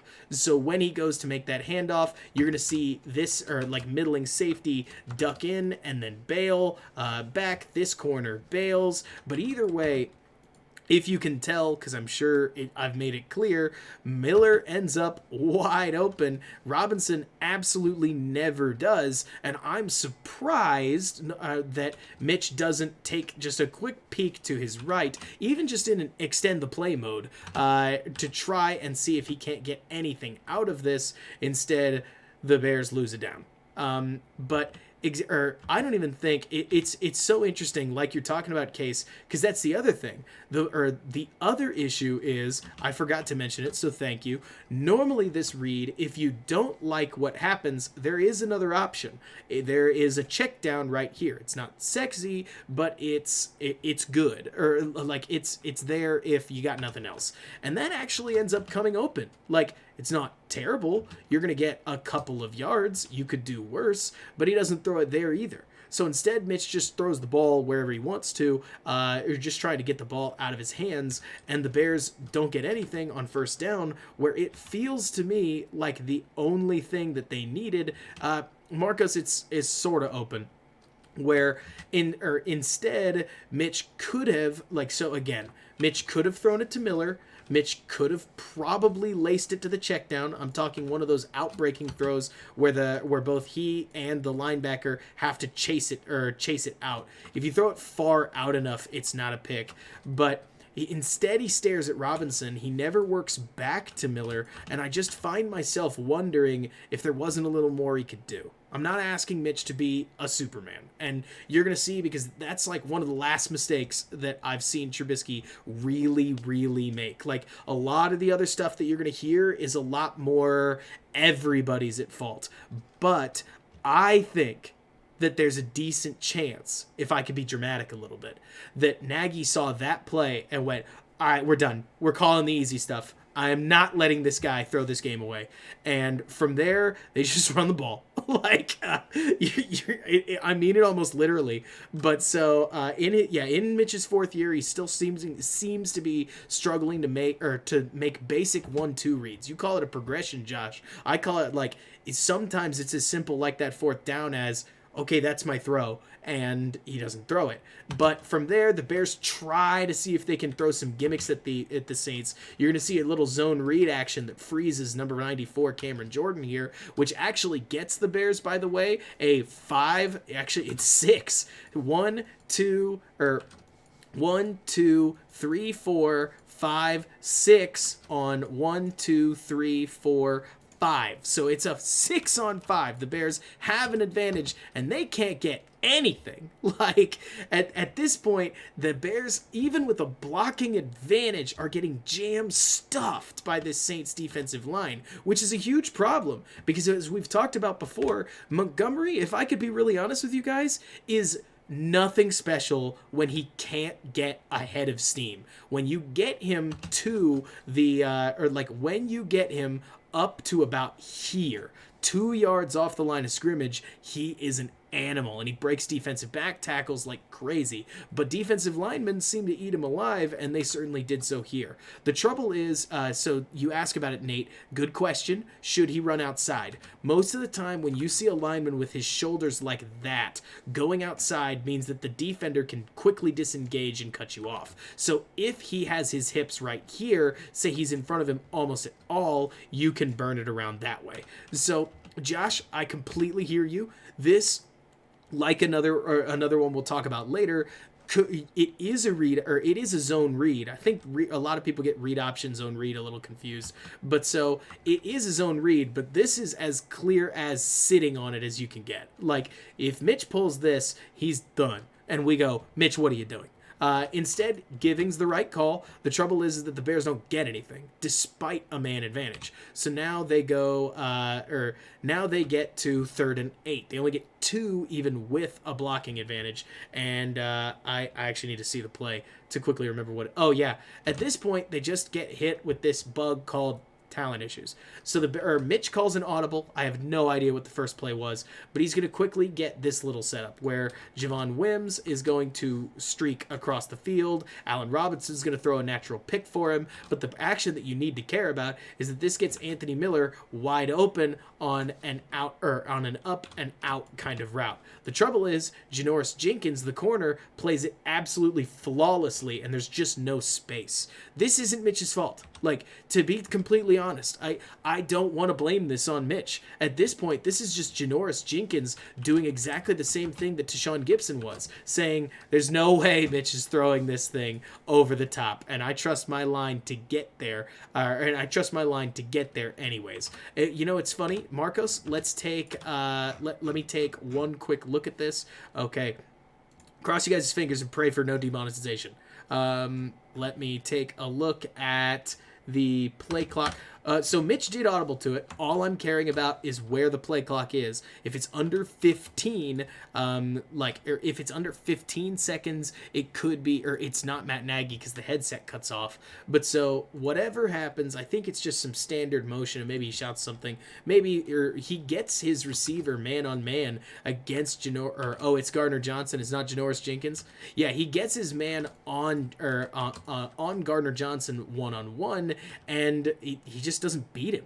Like, it's very solid trail coverage, and that's what it's called based on what I understand. It could be it might not be true trail. Like, it might not be exactly what he thought, what he thought he was going to, or basically he's covered.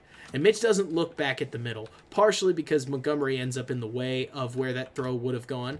But Robinson does throw the pick for Wims. Wims has a little bit of space. I'm not trying to kill the read. A lot of people like to just kill Trubisky ruthlessly on this stuff. But it's more to point out that the Bears get that wide receiver running out man on man and just doesn't get there, and they just don't get open. Like, I agree with you, Josh. I'm not, at this point, like, this isn't Mitch's fault. He's not there. But so, like somebody talked about, the blocking's not great here either. Like, let's take a look at this. Andrew, I don't think Wims is getting that first down. It's why it's part of the play, but Mitch is shouting a 3-man combination where the whole goal and the reason he calls it is because he thinks he can get Miller open, and he does. Miller just doesn't do much. Bars gives up that inside lane immediately. Mustipher tries to bail him out. Mitch rolls right to try to help, and it's just not enough. Throws safe. It's safe and out. But so, we'll take one more look at this as you see a quick 5-man blitz completely overwhelm the Bears as Bars and Mustipher both blow that assignment. Ifedi actually does a decent job and Miller doesn't get open. But so, I would say that, Marcos, sometimes the defense just beats you, especially against good defenses like the Saints. I would say, exactly like you're saying, Case, I'd say the blocking wasn't very good. Probably, like, if I was going to blame anybody, Alex Bars could have done a better job of stopping number 98, Sheldon Rankins, who's a very good player, but even so, I think he could do a little better than that. Mustipher gets away with a very obvious hold. We take those here when they're for the Bears, and and Miller doesn't get any separation whatsoever. But so yeah, Nate, it doesn't look like we have an offensive line on that play. This is one of those drives where I would have loved the Bears to get something on first down. They can't get anything on second down because everything's on the quarterback and it's only the second quarter. And then on the third down, the Saints just know the Bears' tendencies and they are like Chauncey Gardner-Johnson guesses out route. He's correct, and that's not ideal. So from there, the Bears move forward. They run the ball. They actually start to get a little bit of stuff going right here, where let's take a look at this. Yeah, so at this point, the Bears start running from under center, and they actually get a little bit. Oh boy, I already skipped the play. We'll roll through this really quickly because I hope you guys are enjoying the chronological. Like, let's watch the plays because it's the last one of the season. We've got the time.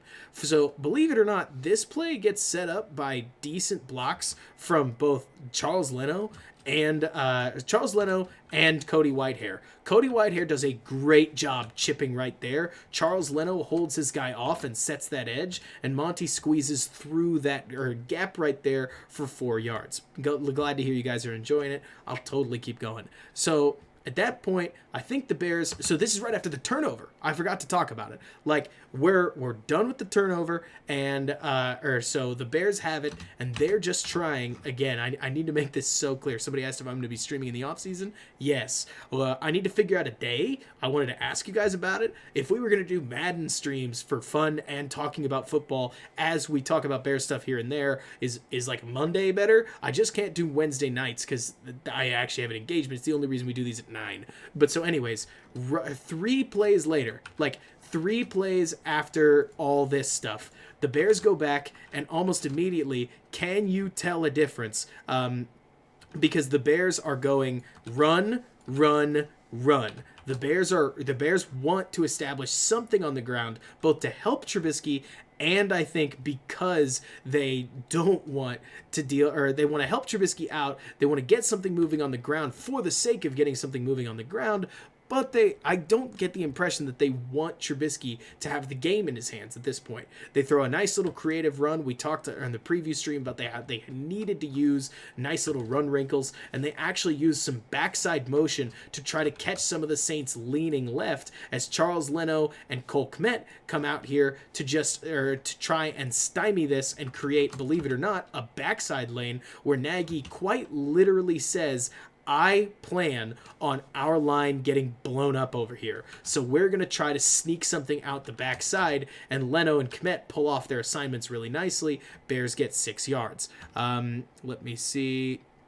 When they didn't have to... Oh, we'll get their ultimator, because that's a weird one. But it's... I'll just give you a hint. But so from there, the Bears continue to run the ball. At this point, they're just trying to hammer the darn thing. And Whitehair's leading the way. He definitely didn't have the greatest game in the world, but this was a drive where he was on as he came back right onto the field. He gets a nice chip there. Leno holds enough. He ends up getting, Leno gets swum, but at least the Bears are able to get out another 4 yards. So it's been 3 runs in a row. What does that mean? It's time to do. It means it's time to run a play action pass. It sounds so silly, but this is a good moment for it. The trouble is that the Saints have started doing something that I want you to know. You'll see them doing this the entire rest of the game. So, Mitch could audible there, but one thing you'll notice is that the Bears is that the Saints start to match every moving man with a man. They start playing a ton of man coverage. So you're going to see right here, I want you to watch Kmet. You can already see Wims' guy is following him, but this is about Kmet because I haven't seen any defense do this yet this season, and the Saints do it here. He doesn't buy the run fake for a second. He's tracking Kmet the entire way. And if Kmet catches it and this guy isn't there, say he's like back here or somewhere where we're accustomed to seeing him, he doesn't make this tackle for 1 yard. Like all he's got to do, or all that has to happen if the Saints had bought this, whether it's a little bit more of a run threat, whether it's just not using the same play action rollout over and over and over and over and over, which isn't even me criticizing Nagy because this is the stuff Mitch really likes to run. Kmet probably catches this and gets upfield, and what do you guys think? I'd say he gets tackled right around there. So he's able to get 5 yards. Nothing bad, right? Probably gets the first down. But instead, like you're saying, Marcos, the Saints know the Bears' tendencies. They start sitting on this kind of stuff, and Kmet is only able to get a yard, which, I mean, not good. And mostly because then, right after this, we get that garbage penalty call that apparently even the Saints were laughing about, as they were like, LOL, we got away with one, right? Well, they didn't show it, but okay. Kmet lost 14? No way. Kmet gained a yard on this play. He just loses. Oh, you're talking he lost 15 or 14 because of the penalty. Yes. And I don't love the call, but it definitely hurts to see that call made. It's not one that I think this should have been made. I don't think Kmet did like a ton wrong, but I was always taught as a kid, and I got called for these a couple times, guys. When I was playing lacrosse in my younger years, but don't put yourself in position for the referee to penalize you. And that's one of those where, sure, I hear Cole Kmet's mom's mad and so on and so forth, but I look at that and I'm like, it's a bummer that it got called. Don't do it again. Either way, if somebody said A-Rob, so I'm going to take a look at A-Rob. Exactly like you're saying, Case. Just don't put yourself in that questionable spot. A-Rob, all I think he's doing is just carrying that safety. You'll see this sometime where Robinson or like a receiver basically gets a play off. Like this happens a lot, especially when you're drawing as much attention as Robinson is. He's not open, but like this is one of those where, again, I really credit this to the Saints man coverage. They knew what the Bears were probably going to want to do, and they're not going to try to give Trubisky anything easy. From there, it's 3rd and 20, and the Bears call the simplest thing in the world. And Asong, you're right. It wasn't the worst penalty we took. It actually probably ranks 3rd, if I was going to be sad and honest. Like the Jackson offsides is bad, but that's 2nd. The Miller ejection is grade A dumb. But Josh, I agree with you. The best receiver, though, has to be the decoy sometimes, or else they're just going to sit on him. And I could show you a ton of offensive line or of Lions examples of basically defenders just swarming Allen Robinson, which is the problem. It's why you need more than one receiver. But so I think, Case, I'll give Miller the benefit of the doubt. He gets more yards, plus Trubisky sneaking it through or past Kmet's shoulder. But Miller makes a nice little play on it and goes from there. Gabriel, they could call a screen call, but screens get people mad too. So there you go. From there, the Saints run a nice little drive that leaves the Bears. Oh no, they get the ball again. There's some of these where I know I'm looking at these. It sounds so silly, but as an analyst, I'm like, yeah. And then at that point, they got the ball back. Man, how did I forget about this? At this point, if memory, I can't remember what the play this is. Oh yeah. Then all of a sudden, Mitch throws a strike. Like a strike, where you're going to see right here, Miller's going to come over the middle on a quick little dig route. All Trubisky does is check Allen Robinson. He's getting doubled, which is what the Saints should be doing. He's the favorite target. And then Miller, who has almost no separation at all, like gets a strike with pressure in his face, and Mitch delivers. Case talked about how Mitch will have these plays that make you go, hot dang, Mitch. That was nice. And this is one of those. Like, again, just take a look at Mustafa, because unfortunately it happens again, where you're going to see pressure come straight through the middle, and Mitch just stands tall and ultimately delivers. Like, this one's off a stunt, and he passes it off to Mustafa right there, who blows the pressure. And then right there, he threads the needle. Boom! Miller makes a neat little contested catch. Like, this is good. This is an MVP kind of play, guys. Like, this is what makes you an MVP.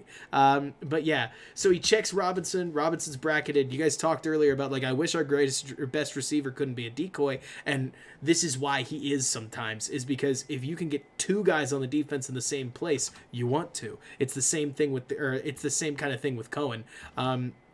But yeah, then Miller gets the ball, plants him, and somebody's right. I hadn't realized that Miller starts really talking to Chauncey Johnson at this point. So, it's a rough one. And Brandy, good to see you again.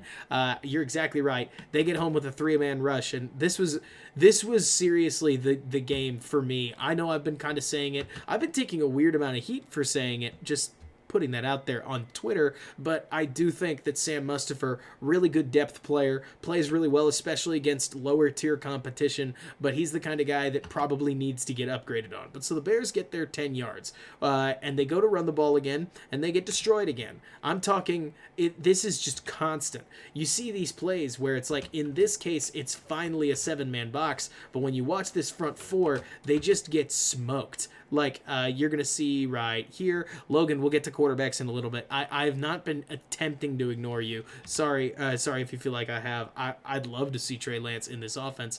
But anyways, the key here is I want you to notice the Bears start using what's called duo. Duo is the same thing that they used against the Colts, and it didn't work there either. For the same reason, actually. It's because ultimately the defensive line of the Colts is just too good. What you're going to see is that both of these guys... or both of the guys in the interior are going to get double teamed, but like straight up double teamed. They aren't, Mustipher's not really trying to work off to there, and Whitehair's not really trying to work off to there because they're just trying to get their blocks down originally. And Leno gets a decent little push there, like you're talking about, but it's not enough to stop the linebacker who cuts straight through and is able to make the tackle. It's a bummer. And I talk about this because this really does mean that the Bears' game plan hinges on Trubisky's ability to pass the ball, which, if we've seen anything, has been a little on the hit and miss side, especially when it comes to deciding where to throw it. But they start man matching, and you see this more and more and more often. Like, right here, take a look at Robinson and watch his man.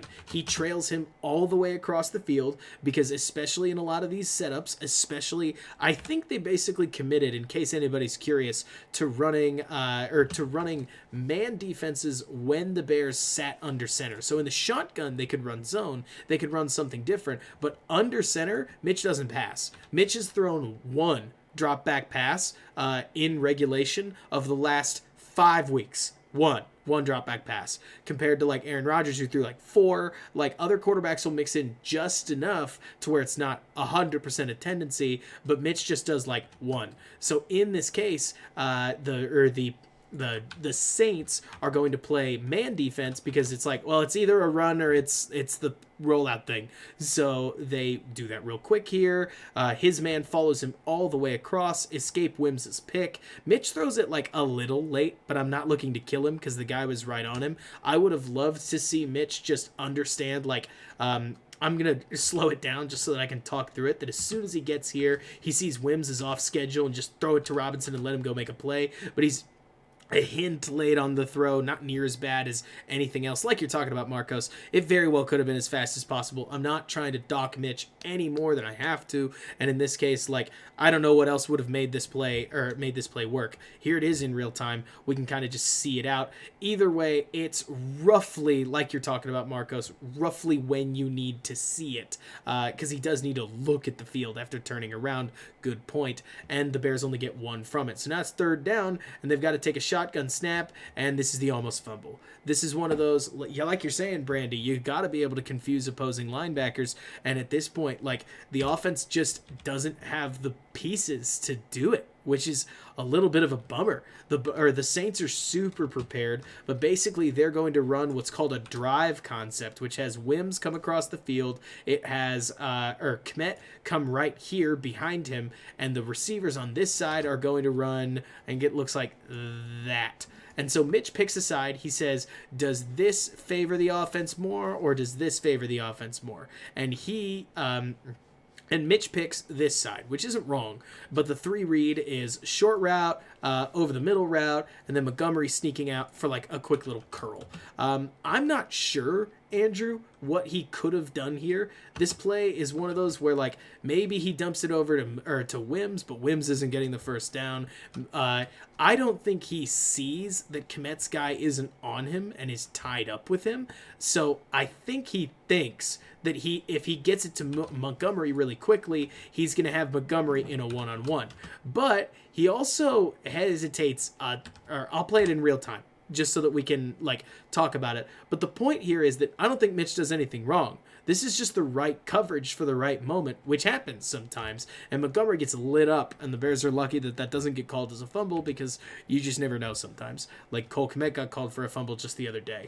When the Saints roll into a cover one look with this safety coming down, like, this play is in a really strugglesome spot because the Bears are expecting it to be against cover two, right here. The Bears are thinking that this is going to be a nice little cover two play where Wims, like we saw, is going to come across and you're going to get a one-on-one you're going to get a two-on-one where you've got two receivers trying to isolate the linebackers right here, drew those backwards like this, and then you've got Wims out in front, Kmet a little bit behind him with a back sneaking out of the backfield, potentially isolating the safety. And like you're saying, Case, there are these moments in football, would you believe it? Took me a little while to learn this too, where the defense just did the right thing. Like, they just had the right coverage and they made the right play. And it is, like you're saying, Brandy, he is on top of him, the safety is, and this is just the right coverage roll. It catches the Bears offense as they try to go through their progressions. Nothing's really open. This is one of those that in hindsight you go back to it. Now, Marcos, it's not necessarily the coach's fault because you don't know that the defense is going to roll into cover two. Sometimes you lose, and on 3rd and 8 it's hard to pick up the down, especially in the Bears' kind of fairly limited offense, but at least the line holds up. The point is that we don't need to kill anybody for this, but we can already see that what's really hurting is that the Bears can't pick up consistent yardage on offense, like on the first 2 downs, and that's a problem. That's Robinson, by the way, Marcos. But so from there, we can continue. Again, not every play call is going to hit. It looks like a cover 2 rolls into cover 1. Cover 1 blows the play up. You don't always get, or you can't always expect to pick a winner on a play call, and it's just up to the offense to do the best they can with it. They didn't give up a fumble, so that works. Yeah, Kusai, we were 0 for. Lucky us, right? And then we get to, I think, one of the most heavily criticized pieces of this football game, which is really interesting. And I want to go over an exact opposite scenario. Brandy, it's funny you're here because I actually think it's against the Packers. But let's go over it, and I'll show you exactly what we've got. So the Bears start, this is key, with 1:49, right? You would think that this means that the Bears are going to do a 2-minute offense. But I want to show you something real fast, because the Bears actually don't do that, right? You'd think they do, but the Bears actually run a 1-minute offense. It's going to sound nutty, but if you take a look at the end of the Packers game, right around here, the Bears start with 3:57, and they kill clock down to about 1 minute 20 seconds, where they go pass, pass, pass, pass, pass, and they start suddenly sitting in the shotgun. The Bears really, really, really like trying to take it down to about 120 with the express idea that if they give it away, the other offense can't do anything with it. It's like what would you call it? It's like a hedged bet. So maybe your offense gets something out of it, but then, like, if they don't, you're not in such a bad place. It worked against Packers literally the week before. They started at 120, they went play, play, play, play, play, play, play, play, play, play, play, and just rolled straight on down the field. But Akusai, I totally get what you mean, but at the same time, I also think it's a coach's job to know their offense, and the Bears' offense is just not very productive. So I totally get not wanting to make sure that you don't go down 14-7 or 14-3 or 10-3. So instead, you just want to make sure, especially since you know you're going to start at the end, that you leave just enough time for your own team to do something. And if not, so be it. The Bears do exactly that. The trouble is that they should have gotten more, right? Like exactly like you're saying, Andrew. The whole thing, like the whole scenario, changes with this strategy if the Bears are able to get that first down, and they should have gotten it. I really do think, John, that it's perfectly fine clock management. Like, I have no issue with this. I really don't have any problem. So from there, the Bears start by trying to grind that clock down. Like, I understand losers mentality things, but one last comment. If you don't have Rodgers or Wilson or Mahomes or a lot of these crazy quarterbacks, I don't think you should play like it. But that's just my opinion. The Bears are able to get a nice little run on first down that catches them off guard. We get another nice moment of Leno and Whitehair, and frankly Mustafa actually coming through on this one, as Whitehair's going to hit that nice little chip block. Leno sets his man perfectly. Whitehair blasts the linebacker, and Montgomery plows forward for like 5 or 6 yards.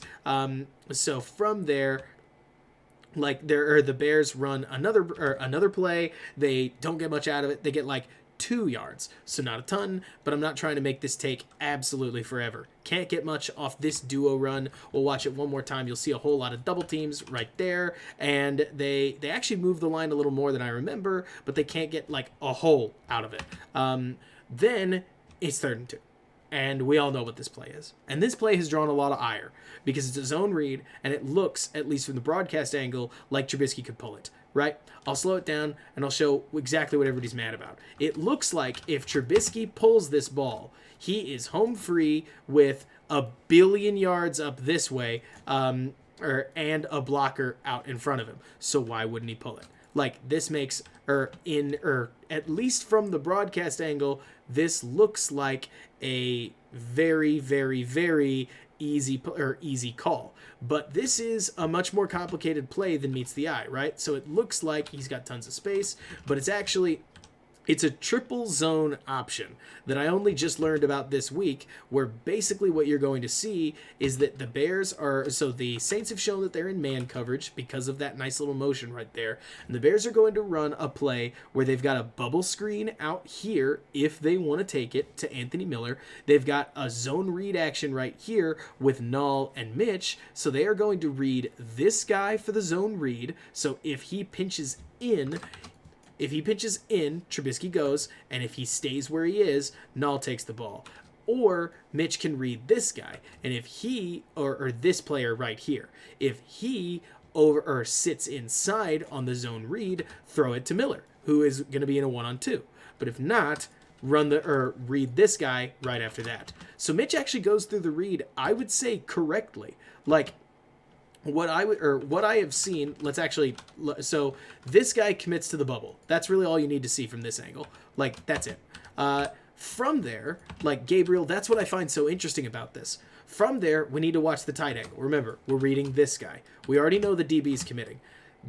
One thing Cam Jordan does a really good job of on this play is that he sees Kmet coming and thinks Kmet's coming for him, but he has his hand out right here. And what he's doing is he's feeling for a down blocker. His head is not looking at the lineman, he's not looking at Ifedi, so if he's about to get crushed, he needs to know it's coming. That's what that hand is for. But he's also got his right foot planted inside where Mitch might be able to pull it and use some athleticism, but it's hard to know. What I do know at this mesh point, so this is where the Bears are making the decision, is that the Bears have 2 linemen on one guy, 2 linemen on another guy, 1 lineman on this guy, and only 1, 2, 3, 4 that are like Saints run defenders that actually matter. The entire starting 5 Bears offensive line versus 4 guys. So they've got that blocking advantage, and they should be able to grind out 2 yards. The only reason that this play ever got pinned on Mitch, I agree with what we were talking about a case on Twitter. The only reason we ever wanted to pin this on Mitch is only because the line can't block out 2 basic yards. And because they don't, because almost everybody loses their block. We'll watch this one more time in slow motion. You'll see it right here. The Bears end up losing this down because Whitehair and Ifedi both lose their block, and they can't get anything. Somebody talked about Montgomery not being in. I totally hear you. I have no idea why he didn't get the carry. My guess would be either something to do with fatigue or injury that they didn't want to talk about, because for crying out loud, Montgomery's a machine, and for all we know, maybe part of it was trying to to get or throw people off with Null. But I can't blame Null on this one. Like, this should have worked, because Null normally doesn't get a carry, and the Bears catch the Saints in a 5v4. They have what they want, and it doesn't need a ton of skill from Null's perspective for this play to matter. So I get the folks that want to call it a bad play call. I disagree. The Bears get the offensive advantage. They should make this. I also don't think that Mitch should pull this ball. If he does, maybe he beats Jordan off of raw athleticism. It could happen. Look at what this would be right here. Jordan's got his head turned in. Now, granted, Mitch is kind of giving the ball away. I stopped this at a not so great spot. Let me see if I can catch it right at the mesh point. But so right here, let's get the snap. So right here at the mesh point, Jordan is leaning inside. So had Mitch pulled it, he might just make it. But I'm saying that purely off hindsight. Fairness says Mitch did nothing wrong on this play. Giving is a perfectly decent option. If Fady just loses his one-on-one block, Mustafa and Bars reach to get to the second level before Whitehair gets secure, and it sucks. This should have been a first down. It really should have been. Instead, the Bears just wind the clock literally all the way down and punt it and go with the next one. So in that setting, it's not the worst drive, because at least if they were going to fail, they didn't fail and give the Saints a chance. But seriously, if we can't tell what's going on, I think you're starting to hear a theme where the Bears can't run complicated passing packages because Mitch isn't reading them correctly, even though his throws are very hit and miss. His wide receivers are really struggling to get separation. His running game is doing absolutely nothing, and it has nothing to do with the line's ability to generate anything, because they're not getting pushed in by the linebackers. They're just getting destroyed up front. This offense doesn't have any solutions right now. I'm not trying to absolve blame for anything. I just want to point out that in that first half, the offensive line lost their matchup. Cole Kmet and Jimmy Graham did not win their matchup. Allen Robinson did okay. Mitch Trubisky kind of pulled back the reins on the passing game a little bit, and the one shot play, Javon Wims dropped. It is just this comedy of lack of talent here and there, poor execution here and there, and necessary upgrades that, if it's me, you know how the defense is the second most expensive defense in football? Move some of that money to the offense, because they need, in my opinion, more they need talent at offensive line. They could probably use a receiver. They probably won't get one. I think they need to re-sign Allen Robinson. That's going to be a focal point for later in the offseason. I'll tell you guys more about that in a little while, and then they definitely need an upgraded quarterback.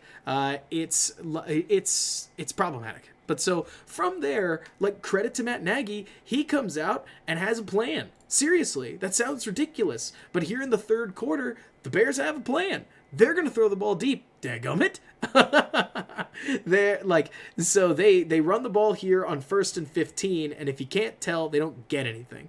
So let's show it one more time, and you'll see this. This is the first play after Kmet has a false start. False starting is not a great thing, but again, I can't emphasize enough. It's a 1st and 15 where you've got 6 guys in the box against 6 blockers. This is all you could ever ask for, and the Bears can't even get past the front line, even after a little bit of motion, because Cody Whitehair just gets deleted, which is not what you want, in case you were curious. So it's 2nd and 15.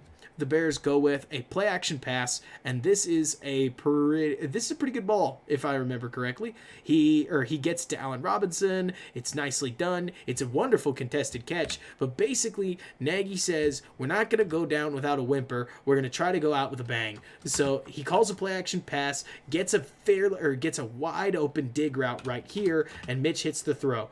Cole Kmet gets wasted on this play, by the way. He doesn't hold much of a block at all. But Robinson, even with a guy draped all over him, is able to come up with a really, really pretty contested catch that's very, very tough. So take a look at this again. You'll see it. This is an MVP kind of play right here, where he fakes that handoff, rips this thing, and Robinson makes a really nice contested catch in competitive coverage, and this guy is mad. But so I would, Brandy, if it was me, I would be willing to be just okay at defense if it meant the offense gets better, because that seems to be the direction of the league. But so then the Bears come back with it, and they try to run the play-action rollout again, and it fails.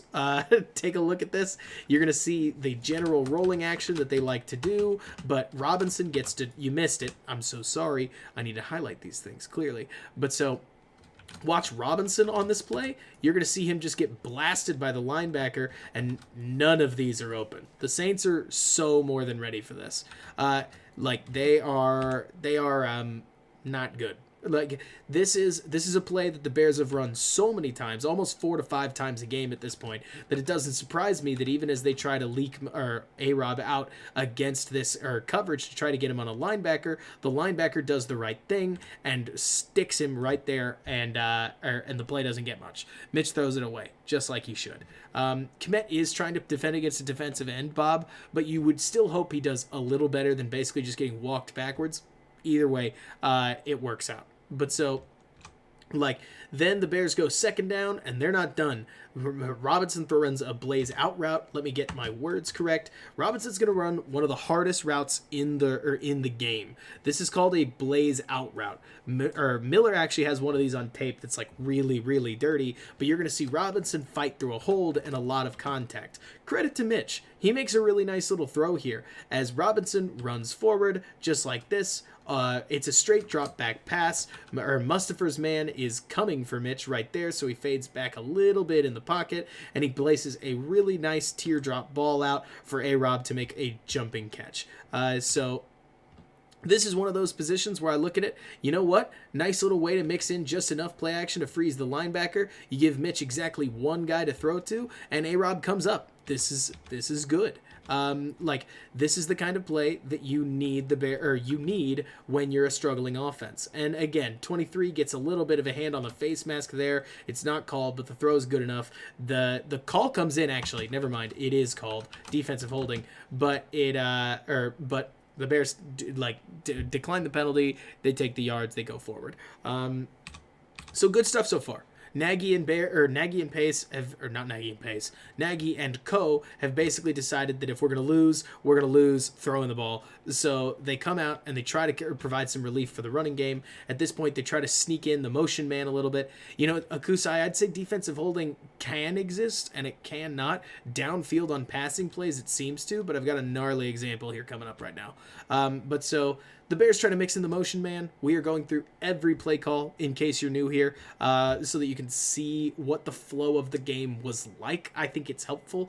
It's helpful to see all this. Again, you're just trying to make the defense honor the motion man, and from there, here comes the sack. And this one's a weird one because the Bears call the exact same kind of action. They've got one guy in mind. It's Allen Robinson. He's going to run a dig like this. He's going to start inside and run a dig downfield. There's just one problem. His name in this case, if memory serves, is Alex Bars, where you're going to see the motion man confirm it's man coverage. Man coverage is exactly what the Bears want because they want Robinson to win this dig route. But Alex Bars, the guard, gets beat immediately, and Robinson downfield gets hit with a really nasty hold, if you can't tell, that does not get called.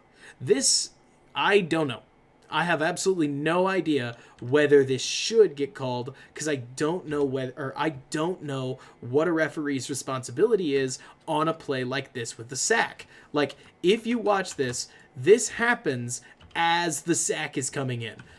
Mitch is getting hit and the hold has already started. And goodness gracious, does he hold on or what? But he gets away with it.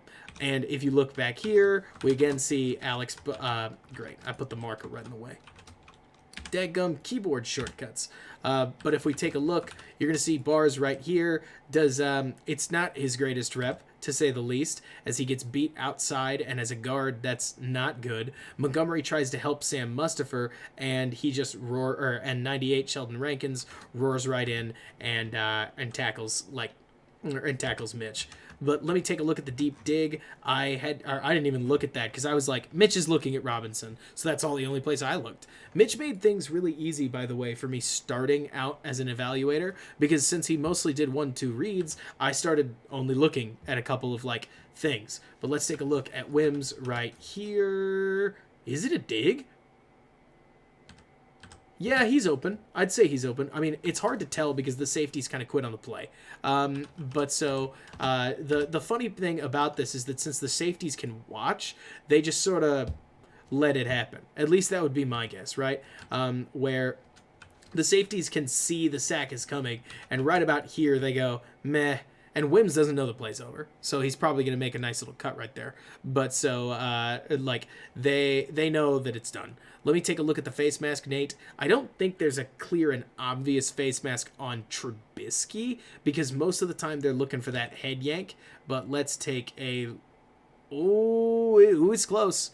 But either way, he's falling over. And so since he had basically given himself up, I don't think they would have called it unless they really saw that head snap, which that actually hurt more than I thought it would. But so anyways, now it's 3rd and a billion. And that's not great. Mitch kind of does get the Cam Newton treatment recently at Kusai. But so at this point, it's just 3rd and too much, and there's nothing doing. And the Bears are 4th and 15. And like somebody said, it's kind of sad that they punt, but what are they going to do? Are they really going to get 15 yards? And so this is where things really started to fall apart, because the Saints come right back and score, immediately. And at that point, part of me really thinks that the Bears just looked at this and felt like they were out of answers. Like you're talking about, Brandy, the offensive line's not doing anything in the running game. The score is starting to get away from them. The Bears try to start things off quickly with a Patterson run, even just to mix things up. It's funny because actually, now that I think about it, since Montgomery came out of the game, he just didn't show up. This is another, or no, he was in the last series, never mind. But so, forget I said that. The line still can't get much moving. Patterson moves the ball.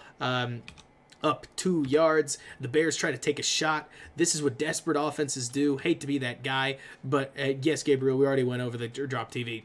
Mitch did nothing wrong. We can go back to it in a little bit.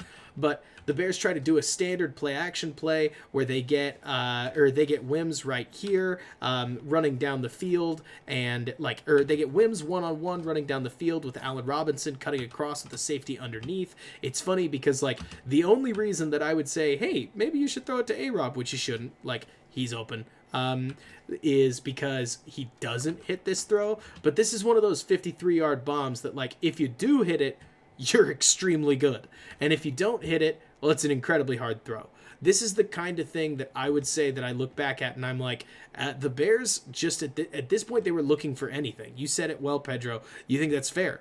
I mean, it's true. It's what desperate offenses do. It's what Jacksonville did against us. It's what the Texans did at some point. You just try to throw up one of these prayer-style drive starters, and Wims can't make the contested catch, because I forgot to mention one of the things that really hurt is that right at the end of that drive on 3rd and 15, Anthony Miller gets ejected. So now you're down Mooney, you're down Miller, and your next best receiver is either Riley Ridley or Javon Wims, take your pick. So the Bears are not exactly stacked with offensive talent at this moment. They don't have much going for them. And Mooney very well may have burnt the defender ultimator. It's hard to tell. A lot of times Mooney actually gets covered pretty well downfield. But either way, you would like the Bears to be able to go back to what I think anyways is their West Coast identity. But they don't like the West Coast stuff because the quarterback struggles with it. They're struggling to run the ball because the offensive line can't block anything out for it. The tight ends aren't creating crazy separation in any capacity. And so you're just kind of left with this. What sucks about this play, so Tony Romo pointed out that he would have taken a shot on this deep dig. And yes, this is Riley Ridley, Blazing Raptor, good point. Where what the Bears are going to do is that they're going to run a deep dig pattern with both Allen Robinson and Riley Ridley. And Ridley's in one-on-one coverage, so theoretically you like the matchup. Now, he is wide receiver 4. So at this point, maybe you'd hope that he comes out, but the corner seems to be trailing him decently. When he comes out of his break, I'm not 100% certain he's open. Maybe a lofted throw would get to Ridley right there. But either way, Mitch doesn't try it. On 3rd and 10, down 10 points, or down 11 points, he checks it down, and Tony Romo tore him a new one. I can't really disagree. I don't think about, honest to goodness, would love to see a quarterback take a shot in this setting. I actually think the protection holds up not great, actually. There's Mustafa right there. But he could have, if he felt like he thought he had anticipation or just wanted to try something, to be totally honest. He could have let a rainbow ball go and tried to see if Ridley would have run under it, but I don't think Mitch has had enough reps with Ridley to try something like that. John, to your point, as soon as he saw the pressure, I don't think he did. Let me take a look from the end zone camera. I like to check this out so that I can try to see where Mitch's eyes are so that we can try to have a feeling for what's going on. He looks at the safety. So at that point, the safety determines where he wants to go with the ball. At that point, he might have been able to look at Riley Ridley. Hard to know. But either way, this is one of those moments that you look at, and I don't say Mitch, that's so bad, like we did at the start of the game a couple times. This is more one of those, I just would have loved more. Because instead the Bears are lining up to punt. They're 3 and out already, and everything is just getting away from them. It's not a bad play in a vacuum, Brandy, not at all. But this is one of those moments where you look at it and you think, maybe I would have loved to see us try something, though trying something hadn't gotten anything at that point anyways. So at this point, if memory serves, it is now 21-3. The defense is just getting ground down, into basically they're just getting ground to pieces because the Bears offense is giving the ball immediately back. The Saints have adjusted, like we talked about, so the offense gets the ball back one last time. They start out on 1st down trying to get some yardage, and they can't. Shocker. The offensive line gets mugged once again, and they get no yards, this time off of Cody Whitehair, losing control of his block right there. Nice play by the Saints defender to kick through the double team. So then they go to 2nd and 10, and they run a play action boot. So let's take a look at this play. They're just, at this point, they're trying to get just about anything going. 2nd and 10, let's get something moving. Kmet can't get any separation. Montgomery's in the wrong end of the play because Mitch is drifting this way due to pressure. Robinson can't get open. Mitch just runs for it, legs it, and gets 1 yard. So not so bad. From there, we go to 3rd and 10. He doesn't actually get 1 yard. And Mitch throws... Yeah, there it is. So here we go to 3rd and 10. The throw's going to come over here. This guy, I can't even remember his name. I think it's DeAndre Carter, has an absolute ton of space. He runs your absolute standard curl route right there, and I have no idea whether he ran it wrong, but either way, the throw is well behind him, and the Bears offense pretty much just goes quietly into the night, which is a massive bummer. Again, here's just a basic look behind the camera, and I agree with what you're saying, Andrew. I think it's got to be some kind of timing chemistry issue. Mitch doesn't normally miss throws like this that badly, not to mention you would expect him to curl at the sticks. That's the way that Mitch throws these most of the time. But either way, this is the moment where the Bears offense just goes quietly into the night. Game's basically over, functionally. There is one play that I would like to show because I thought this was hilarious. The Bears drive all the way down the field. Mitch completes 9 of 10 in garbage time. And then right here at the very, very end of the game, Jimmy Graham makes an unbelievable one-handed catch that I remember laughing at as I was watching the game. Literally laughing out loud where I was like, ha ha, that's amazing. As he just hauls in this beauty of a one-handed grab to finish the season with 10 touchdowns? Jimmy Graham caught a billion of these, and credit to him for it. This is pretty nutty. Yeah. Did he just walk off the field, Case? Because, hey, they did the Madden thing. They didn't let him kick the extra point. Yeah, you're right. And we're done here. And then the game's over. Like, that's the offensive, that might, or, I love that, Akusai. I've just caught reading your comment. But so, at this point, the Bears are now, the offense is done. The analysis is done. And I can take any questions. I agree with you, Brandy. Finally getting to talk about the game plan, I actually thought this was perfectly fine. Like, I think Nagy tried to do what the Bears were good at. What the Bears were good at didn't work. And at some point, you got to put your players in the best position to succeed, right? But that implies, a lot of people take that to mean the players must succeed or else it wasn't the best place to succeed. And I don't agree with that. Just because you put a player in the best position to succeed doesn't mean that doesn't mean they will. And the Bears offensive line constantly put in these 5-on-4 scenarios, failed a lot, and they didn't play well. They didn't play great in pass protection, but overall, since I don't know much, Shane, just to cut myself off a little bit, I don't know much about a lot of draft prospects. I get into that a little later. And plus, I try to trust a lot of draft guys and focus on NFL evaluation. But the point is that if you, or like, the Bears offense just didn't seem to have the firepower to really compete with the Saints defense, especially in part that had to do with Trubisky's limitations, in part that had to do with with the offensive line's limitations. In part, it had to do with Darnell Mooney's absence. In part, it had to do with a tight end group that couldn't get Jimmy Graham involved and a whole bunch of other stuff. But so that's the other thing, Ultimator. I can't. At some point, when Nagy's out there saying, we prepped for Chauncey Gardner-Johnson and Anthony Miller still got into a fight, as much as we would say, I think coaching's got to, be held to that, if he said the words, don't fight him, and they talked about it every single day, that's a pretty classic Anthony Miller mistake to be making, and it's exactly the stuff he's known for. Okay, so now we're into, end-of-season stuff. Nagy coming back next year doesn't bother me. If you followed me on this channel at all, you know that I killed Nagy during the 6-game losing streak because things really started to crater and execution got horrible. But I think I'm one of the few people on the internet that doesn't think that the play calling for the Bears has been horrible.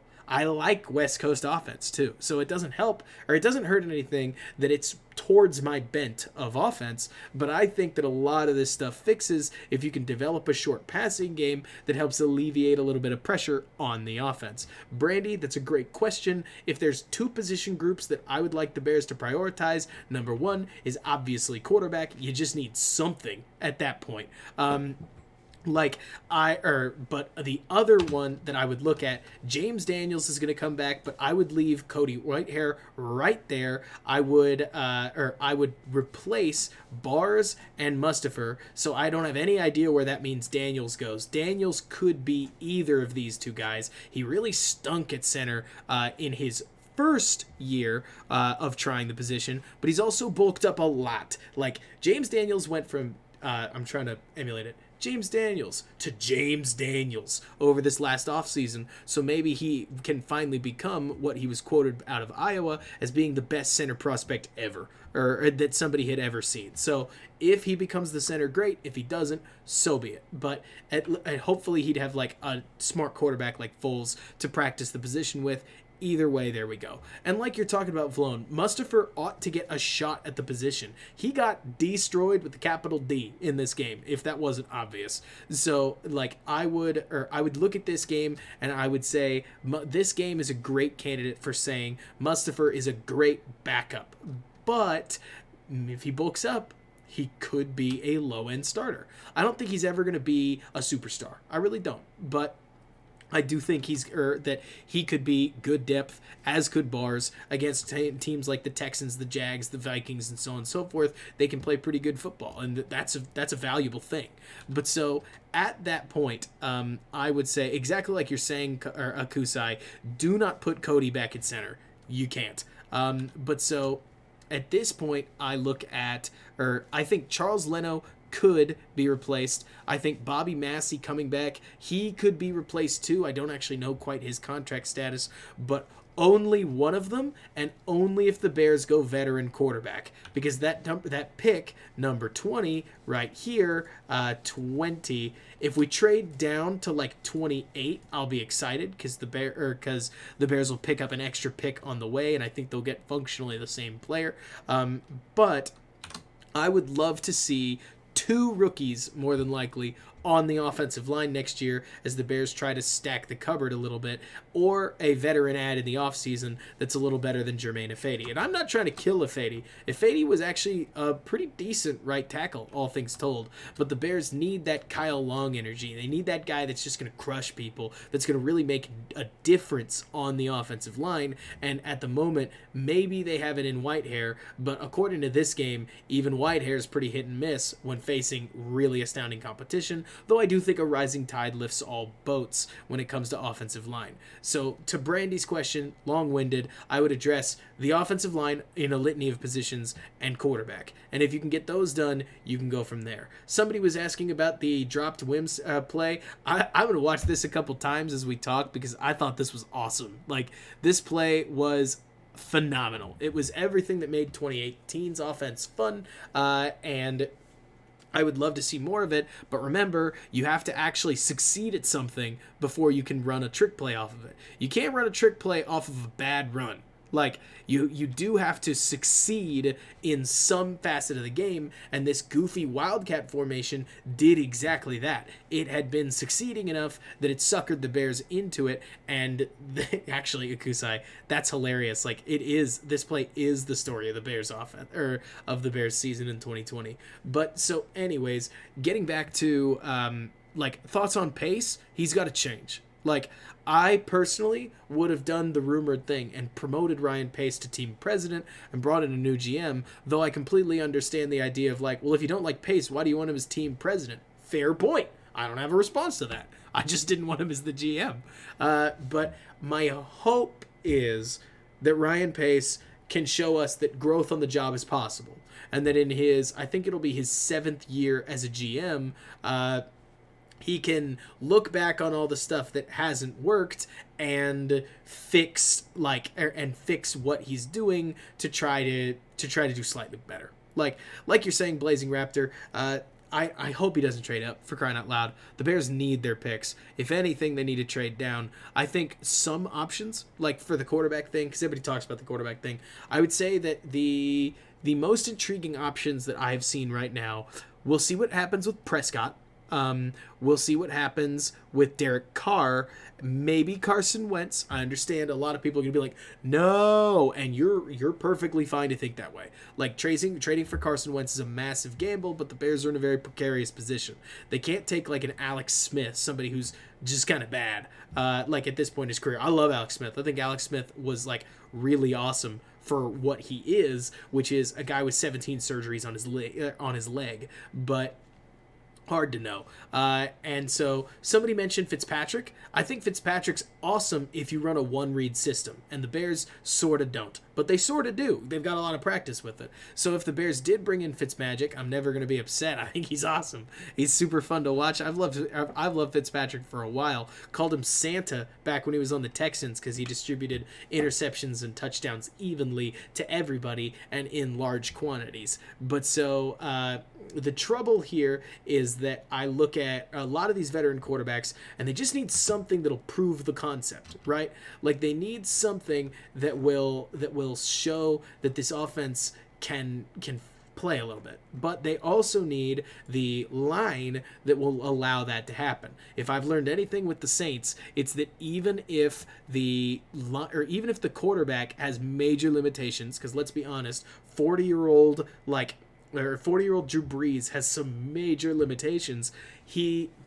or like the offensive line is so good, he's still able to operate the offense as a high level game manager. But so, or going back to somebody talked about rookies, I'm trying to maintain a little bit of sense of realism.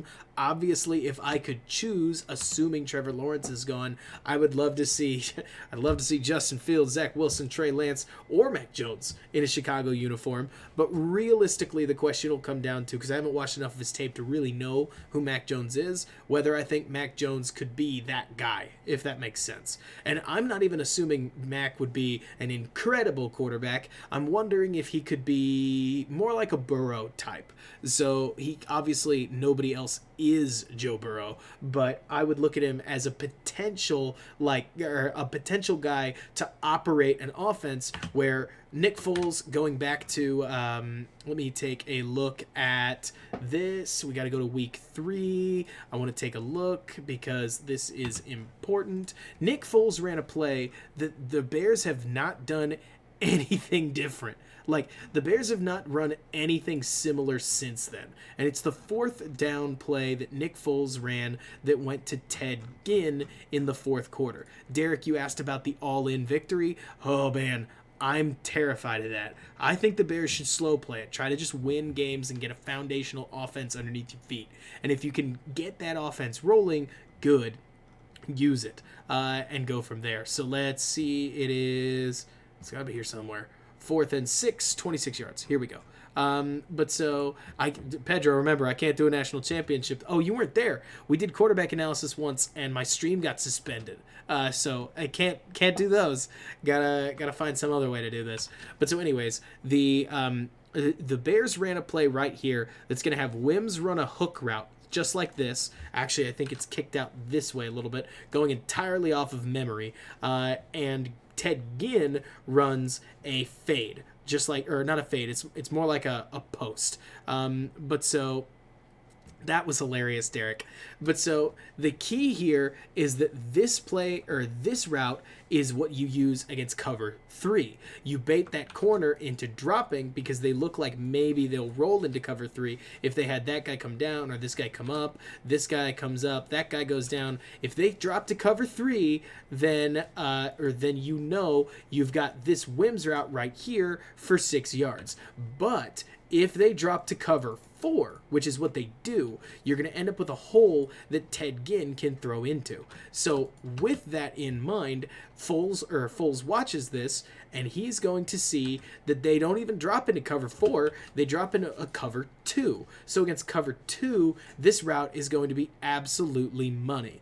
With this in mind, Foles takes a look at the safety, realizes that the Falcons are dropping into a very standard Tampa 2 defense. So you're going to have zones like that with zones here, here, here, here, here, and here. And as you can tell, this hole is wide open. Foles doesn't hesitate. In that case, he's going to turn, he's going to throw straight to Ginn. It looks like a one-read play, but what's important to know is that Wims right here is a different route against a different coverage. This is the kind of stuff that my hope would be Mac Jones could run, but maybe a little bit, or maybe he's a little more mobile or can work with stuff. But so either way, like, when you can use the entire field, that's huge. And it makes the defense defend you very differently. Obviously, things didn't work out for Nick Foles in the offense for reasons like, I'm going to look for, what was it? Was it week? Not Green Bay.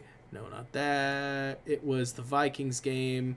Obviously, Nick Foles didn't work out for strong reasons like this one right here. Looking for it. It's an incompletion near the end of the game. We all remember it. It's the one where Foles gets hurt. But when Nick Foles had time, he was okay. When he wasn't, though, he just got hit a lot. And the Bears, as they went for things, like, Mac Jones doesn't fix this problem. This is exactly why I want to see the Bears target offensive line, because you can't ultimately be successful as an immobile field reading quarterback when you've got this kind of pressure all over you all the time.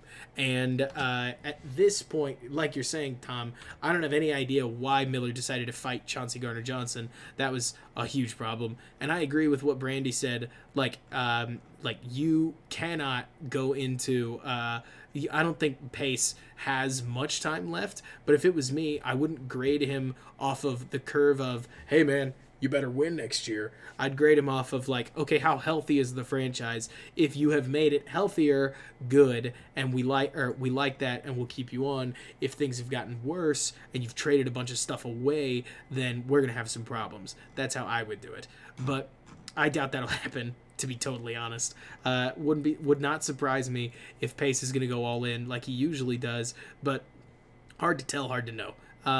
My guess is that, or what were you saying, Pedro? Like he put the franchise at rock bottom, but yeah, I completely agree with you, Soldier. Like if the Bears make a bunch of win now moves, I don't know how their resources situation gets any worse, but maybe it can. Like maybe Pace will prove me wrong and he'll manage to make it worse. But we'll see what happens. At this point, I am more hopeful in Nagy than I am in Pace. Nagy has me intrigued. I can look at a whole bunch of stuff where I would say to you guys, like, at the start of the season, if we remember, Nagy went from a West Coast offense base all the way to this play action ground and pound against Detroit. Actually, you know what? Let's switch to that game. That's better background footage, isn't it? We'll go back to where this all started. Right back to square one. But so when you watch this offense from the start of the game, it's wild because if you remember 2019, if you remember 2018, the Chicago Bears were a West Coast offense. Mitch was having to make a whole bunch of quick passes that he wasn't very good at. Nagy changed his fundamental identity to a ground and pound play action passing attack. This was a big shift, and it's not one that most coaches do. I did a bunch of research. Did you know that the shotgun, and I actually covered this in a week 1 video that if you haven't watched it, it's pretty good. But so the Bears, Brandon, don't you steal my joke off of Twitter. But yeah, it wouldn't surprise me. But so anyways, like most coaches, like Andy Reid has never fallen below a 75% shotgun usage percentage. Or it's like closer to 73, 76. On the other hand, Bill Belichick has literally always had a 50-50 shotgun and under center percentage. Matt Nagy switched from that mirroring Philly, like 75-ish% in the shotgun, all the way down to about 60%, maybe 52. No, it's 52% if memory serves in the shotgun, with 48% from under center. This is incredibly uncommon. Matt Nagy built the 2020 offense for Mitch Trubisky, and if at any point when Foles entered it and he tried to roll out a whole bunch, that didn't look good at all. And it wasn't and obviously there were some serious problems with it. But I bring this up all to say, okay, so obviously Game Pass has managed to find itself really out of order. We'll get back to this right here. But so the point that I'm making here is that Matt Nagy has shown he's able to adjust Soldier, I'd say it because remember, this is week 1. Like maybe Laser had something to do with this. It wouldn't surprise me. He's the offensive coordinator, but you can't not give some credit to Nagy because the Bears were doing this. You know, Tom, what I'm more trying to say is that Matt Nagy shifted the offense fundamentally around Mitch Trubisky from week 1. We act like Laser did it because the offense popped off, but the offense was already shifted well before week 12 against the Packers. It just happened to work then. And in fact, it was kind of working here. Like I'm sure we remember, we end up scoring 27 points in this game, thankfully. But so, and then we only score 17 against the Giants, which is a bummer. But so, anyways, Marcos, we did see a good amount of boots. Like, I can go back and I can point to, let me take a look. There is a Demetrius Harris incompletion with a bootleg on it. Let me see.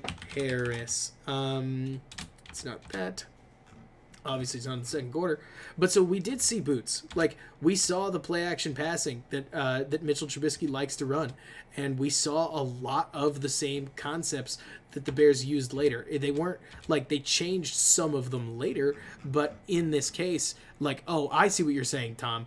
I think it's because they wanted to change the offense more, but the impression that I got was that Nick Foles didn't show up with the team until like really, really late due to COVID because he just had his child with his wife, and that posed a lot of problems for the Bears in the offseason. That's all I know. I don't know whether that's like the big fat excuse or whether that doesn't matter, but my understanding, and they even mentioned it in the press conference. Oh, Marcos, it's a bad throw. My understanding in the presser is that they even mentioned it, like they said deliberately. You know, if Nick had shown us like, or if we had gotten without COVID into an off-season program, things would have been different. So I really get the impression that they pulled in Nick expecting to shift to a more West Coast based approach, and then Mitch was the only guy they had on like in the room for a very long time, and so they stuck with an offense that quote unquote both could run, and then the offensive line just went and like kind of cratered around Nick, because I believe it is the Atlanta game, like Nick's first game where Daniels gets hurt. No, Daniels gets hurt in Daniels gets hurt in Tampa Bay, and then Whitehair goes down in Los Angeles. Rashad Coward comes in, and then Arlington Hambright ends up starting. Alex Bars plays his first game at center. It's a mess. But I'm not trying to absolve everything. Actually, at this point, I am almost deliberately spewing hope and giving reasons for why maybe it could be different. Like, is anything a sure thing? No. But losing Cohen was a big deal. I think he's the second most important player on the offense, and I mean that. Like, having him extended is a very solid idea, but whatever. My question, Soldier, becomes, is Doug Peterson going to come be the offensive coordinator? I thought Bill Lazor was on a one-year deal, so who really knows? But, like, if Doug Peterson came in, I'd think that would be hilarious. Like, at that point, you've got the whole package of, like, Philly and whatnot, or like, just around Nagy, and I'd love to see it, but who knows? At this point, I am curious to see what happens. I'm ready for more analysis. Pedro, you got to think he would start somewhere. I agree with you, Brandy. I think a slot-style player like Cole Beasley that's extremely reliable would be awesome. My cat would like to make an appearance, so here he is. So let's talk questions. Are there any questions? If not, I'll tell you guys about what content is going to look like in this off season, because I do have a plan. So I originally started this YouTube channel as a video person all the time. Elon, I think she's asleep. But so at this point, Marcos, I'll talk more about him in a later video. But so at this point, with the time to actually go back and make videos, because the whole reason I started streaming was to try to get analysis out in the middle of the week, I'm probably going to, I'll probably go back to trying to make some videos because I think they're fun to put together, but I get the impression y'all really like the streams, which is neat. So if y'all want to do streams, we could do like a Madden Monday, Madden Friday, like 7 p.m. or something like that, and we can talk about that later. Which, I agree, Marcos. There just aren't games anymore. So at this point, like in season, I think the streams are great. In the off season, I'll probably start putting together a couple more of those studio style videos. I filmed those out there, and I can't touch my webcam, or else I may never get it put back correctly again, because it sits very precariously along the monitor. And Pedro, no worries, like there's plenty of content, because like between everything that I can try to do here, we're gonna get stuff out. But I'll record those studio videos because they're a little easier to make than the full-scale edits, and they'll allow me to talk about anything that happens between hirings, firings, signings, and so on and so forth. Derek, here's a good question. Do you want a Super Bowl preview that involves the Packers? Because I have a real fear they get there. And Brandy, that's a joke. I think the Packers are a really awesome team, and at least it'll all depend, obviously, on like what or how things work. But it'll be really interesting to see what happens with this Super Bowl. A Super Bowl preview stream sounds fun. We really might as well. But so We'll see what happens. Can this team potentially make runs with the pieces we have, hitting on first rounders, getting Cohen back, Daniels, Robert Quinn, Goldman? I'll tell you right now, Joshua, I am never going to say no to that question. Can is a dangerous question because it always can happen. Aaron Rodgers can get hurt next year after getting an MVP. Like Patrick Mahomes can just like have another or like have a major down season or some massive downswing, much like Russell Wilson did here in this latest season. Can the Bears make a run? Sure, if they hit on their quarterback and their offensive line, and they pick up a nice little and they pick up a nice running back compliment, and they like hit on a second offensive lineman, and Cohen comes back fully healthy, and Robinson plays the season of his life after getting tagged, and the defense rebounds well, and the referees start calling holding, and Kmet turns into like Zach Ertz, and Mac like plays at an all-pro level. You guys get the idea. If everything happens really well, yes, the Bears can make a run. Even if like half those things happen, they could be really impressive, maybe. But it's hard to tell. Really, all the bets are on Nagy. It's a huge prove-it season because we thought this was going to be the season where he proved whether or not he was going to be or whether he could win without Mitch, but instead he didn't. I would be floored if the Bears re-sign Mitch at the moment. Like, I think it's purely because if the Bears, if they re-sign Mitch, then I don't see how Pace and Nagy keep their jobs, if that makes sense. Like, if Mitch comes out and he does more of the same, like he misreads this and he runs a limited offense and it works against some of the bad teams and it doesn't work against the good teams, we're going to go like 6-10. Which Miller? Oh, Shane, you mean the Miller catches at the end? Because there's some good ones. But so, sure, happy to do that. Let's go to here. We'll do this drive. Our coach is DeFilippo. But so, Akusa, I like you're talking about if we re-sign Mitch. So the problem is, and we can talk about ejects later, the trouble that I have seen is that Mitch is going to want money. Would you believe it? He's going to want to be compensated for his work. But a lot of people talk like, let's re-sign Mitch as a backup. Well, why would he do that? Like, why would Mitch take a backup contract in Chicago, the team where he's getting his reputation tarnished? If anywhere, he'd want to take a backup job somewhere where he could compete for a starting job, maybe, but more importantly, just get any other coach. Or else he's going to want starter money. So that means that you're going to be paying Mitch Trubisky probably a minimum of $18 million a year. Like, or if you're re-signing Mitch to a cheap deal, $18 million per year is the floor. Probably got to be a 2-year deal at this point. Pedro, I don't think so, but the Bears have to. Because if the Bears are going to re-sign, if the Bears basically let him hit free agency, he's gone. So if they're going to re-sign him beforehand, he's going to ask for starter money. My guess is that he doesn't really want to be in Chicago either. It's just a total guess. All right, Cosmo, you've gotten extra feisty. You're going to need to sit down now. Love you, cat.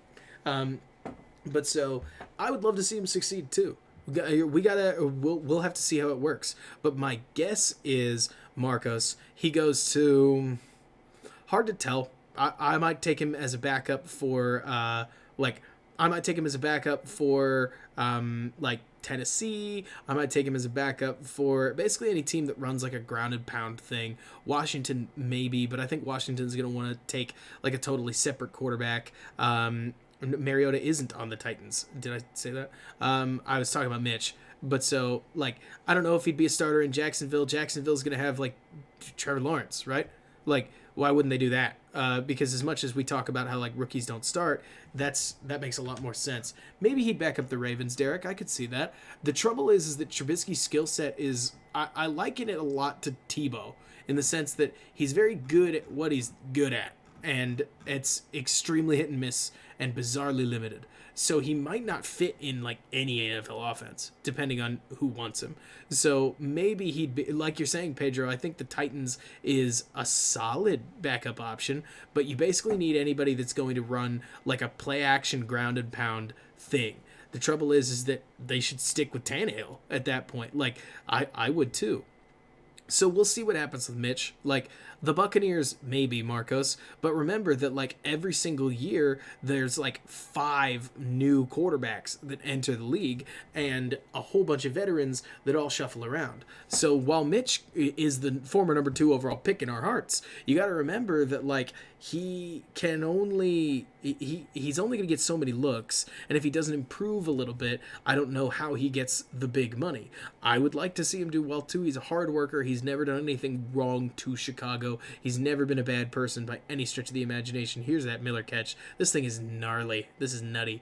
Oh, you might be talking about like the big time Miller catch, so we'll get there.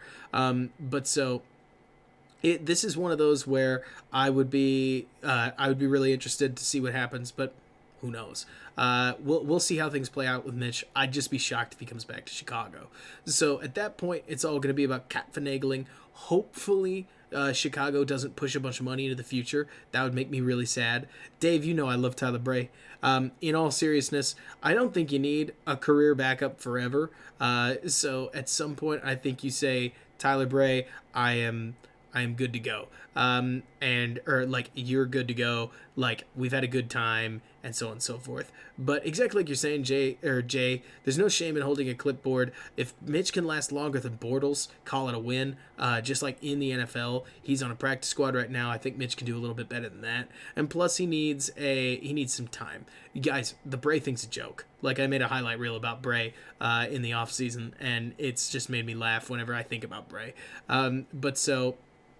This is I would be much more interested in bringing in just a young UDFA or something like that to be the QB3. Like go full set or go full reset shotgun approach on the quarterback position. Try to bring in a bunch of options. See if you could get like Desmond Ridder or something like that in the third. Guys that I don't really like. I gotta be honest. I need to do more research on my quarterbacks so I know who I'm talking about. But the point is that I would like to see more than just one quarterback drop or like brought in just in case. Kellen Mond is not a bad choice in like the 5th. Jacoby Brissett, you could do worse. He's super unspectacular, but like if you get a decent offensive line, you can make that work. But exactly like you're talking about, Marcos, if this team you need more weapons on offense. I'm a huge fan of offensive weapons, and just go from there. We'll have to see how that works. If Allen Robinson walks, I'm going to be very sad. One of the first videos that I want to make, I'll tell you what, Heineke played really well. I don't know whether he will continue to do that. Would shock me if he's would shock me if Heineke did better than, say, Trevor Siemian in the NFL long term, but he might get that 1 year to start, which would be better than a lot of people could say in the NFL career. But so anyways, the trouble here is that, or not the trouble, a sneak peek on my next piece of content. I want to watch a ton of Allen Robinson and really try to come up with like a detailed scouting report on what his value is. We all know who Allen Robinson is, but I want to go through and compare him to a lot of the other people that get major acclaim. I want to compare him to Amari Cooper. I want to compare him to a lot of these other guys. Like try to figure out what is the price of a wide receiver 1, and does Allen Robinson fit that criteria, and go through that. But so I have a feeling I know what I'm gonna find. But I want to just try to start fresh and do the research anyways, and see if I can come up with a cool little Coleman-style video for that. Why not? Outside of that, I am excited to see like what this offseason holds. It's hard to lose in the offseason. Nobody technically beats you ever, so that's always a thumbs up. Do we have any other questions before we close up what is a nice little 3-hour stream that had some technical difficulties at the start? One thing that I would love to... Oh, man. That is something.